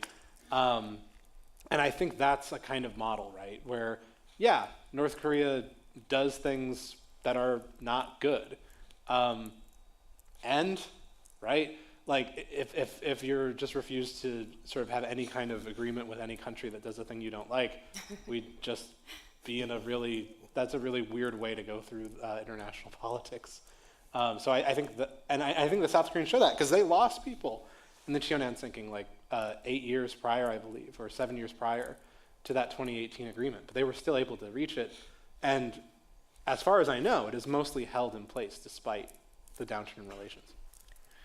The only thing I'd add there is that there's a saying that the United States doesn't have permanent enemies, it only has permanent interests, right? And so, we fought with many other countries in the past, wars with England. Now we have a special relationship. We fought war with Japan, now we're allies. We fought the war with Vietnam, and now we have a very promising relationship based off of reconciliation. So, that's what we're working towards. We have, these adversarial relationships with countries. We're working towards developing peaceful ones. Just very quickly, how do we ask North Korea to come to the table, given what they've done? We have to approach this as a transactional agreement. And in that sense, we have things North Korea wants, and we should be willing to give them in exchange for things that they're willing to do. That's going to be the crux of any agreement, especially with an adversary, purely transactional. Could we get to transformational someday? Maybe. It's hard to imagine at this point. That would be ideal. But I think from a transactional point of view, we do have things, bargaining chips of our own that we can offer. And, I would just add that, really what is in U.S. interest? And it is in U.S. interest to have, a less dangerous security environment in one of the most politically, economically, and militarily dynamic regions in the world. That's important to our own success and survival. So I think there's always going to be the downsides to it. It's always going to be difficult to do given the state of relations we have now. But you saw during the Trump era where, again, we went from fire and fury one year to the Singapore summit the next year, started talking about why this was in U.S. interest, got public opinion on board, got Congress to toe the party line. So this idea that we can't ever do that is wrong. But it will take enormous political capital to do so, and the willingness to shoulder the criticism that will come with it. And we just haven't seen that very much in our more traditional leadership. We're down to the final 8 minutes. I want to get at least one online. From Anonymous, given the ostensible China-North Korea ties, should the U.S. and South Korea's efforts to pressurize North Korea to disarm be accompanied by rapprochement efforts with China, or is it separate? Do we separate U.S.-China and ROK China relations? I think it would be important to discuss North Korea with China. I'd be very surprised if we aren't already, or at least attempting to. The Chinese don't want to see the North Koreans do another nuclear test. They're very much opposed to that. And I wonder if when Xi Jinping and Joe Biden met in Bali last year, this wasn't probably discussed. And maybe China has been encouraging North Korea not to do a nuclear test. These are the sorts of conversations we should be having. And in the case of China, these conversations really need to be leader to leader. We're just getting back on track after the spy balloon debacle. Our talks with China, I know the administration is looking ahead to another Biden-Xi Jinping encounter at the APEC summit in November. So with China, I think we have to be realistic that they might have limited influence. And at the same time, they may be only willing to do so much.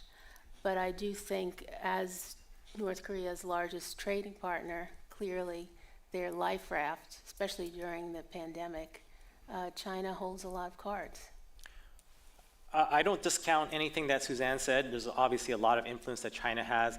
But I am also concerned that there's too much emphasis on what China can do.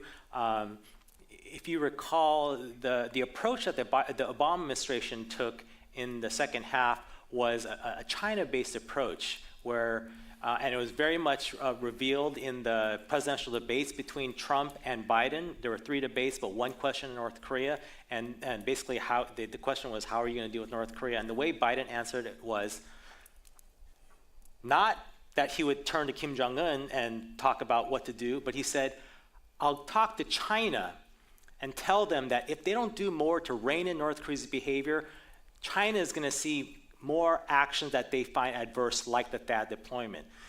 I don't think that's the right approach, to think about it through the China angle, right? Because I think what we need to do is respond directly to North Korea's concerns, right? Everything that North Korea is asking for, the end to the strategic asset deployments, end to sanctions. These are not things that China has control over.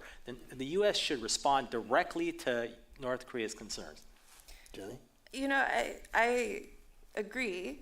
But I think at the same time, again, in the current geopolitical environment, China matters in the sense of U.S.-China relations in the state it is now, in such an adversarial state, creates too many incentives on the other side of the ideological block, right? So if you're Beijing, you're watching increased U.S., South Korea, Japan security cooperation happening. You see greater integration of NATO in East Asia, and it fuels all of China's insecurities and all of their concerns in the region, which then creates opportunities for North Korea, political, diplomatic, economic opportunities for North Korea that are zero to low political risk for them, versus anything that they do with the US is going to be high political risk. It's going to take a lot of effort, and unless we're willing to do things either unilaterally or like with very little negotiation, which we've never really done in the past, that where they put their energy is going to lean towards the easier choice, right? The low political choice. So if we don't get our relations with China in a more positive direction, the idea that we're going to have any kind of fruitful dialogue, security dialogue with North Korea separate from that is probably unrealistic, because there's a lot of things that China will do to incentivize and keep North Korea as a security partner in this sort of bloc formation. Not to say that China holds the answers to North Korea, but certainly right now China matters more in the how do they control the security environment in general, and how does this sort of bloc formation play out? Eric, did you want to add anything? Nope, I think we squeeze them one We more have question. 2 minutes and 42 seconds. A quick, okay, hopefully it's quick. If we get down here, get the question and then get quick answers. Thank you. You mentioned, my name is Paul Linthurst. You mentioned that only South Africa had given up nuclear weapons, but there is another example. It was right after the Iraq War. Libya gave them up as well. And it was not so successful for either Libya or Mr. Gaddafi. So I think that hoping that North Korea is going to give them up is just not realistic. I think it's much easier to change the mind of every congressman and senator than to change their mind. Anyone have a quick, I'm sorry. quick response to that? Yeah. Okay, if you want to do very quick. Okay, as quickly as possible, Erica Lindhorst. We both lived in Korea for 6 years and Japan for 5 years following that. The back channeling has me interested. I want to know what it looks like to you, how you would consider making it happen if you pulled all the strings. Well, Suzanne, yeah, and please. quickly, an official back channel, I think ideally it would be an intelligence channel. And there's been a precedent before, during the Trump administration, before a diplomatic channel was established, there was an intel channel. And I could see someone like maybe Bill Burns doing that with his counterpart in North Korea, having a meeting somewhere. That would be ideal. But there are other informal channels. It could be through track 1.5 channels. That can be done by a think tank or others. In other words, there are ways to talk to the North Koreans. They just need to agree to it. To follow up a bit on that, Suzanne, because of your involvement with it, did things just kind of shut down post Hanoi, or because of the pandemic? I mean,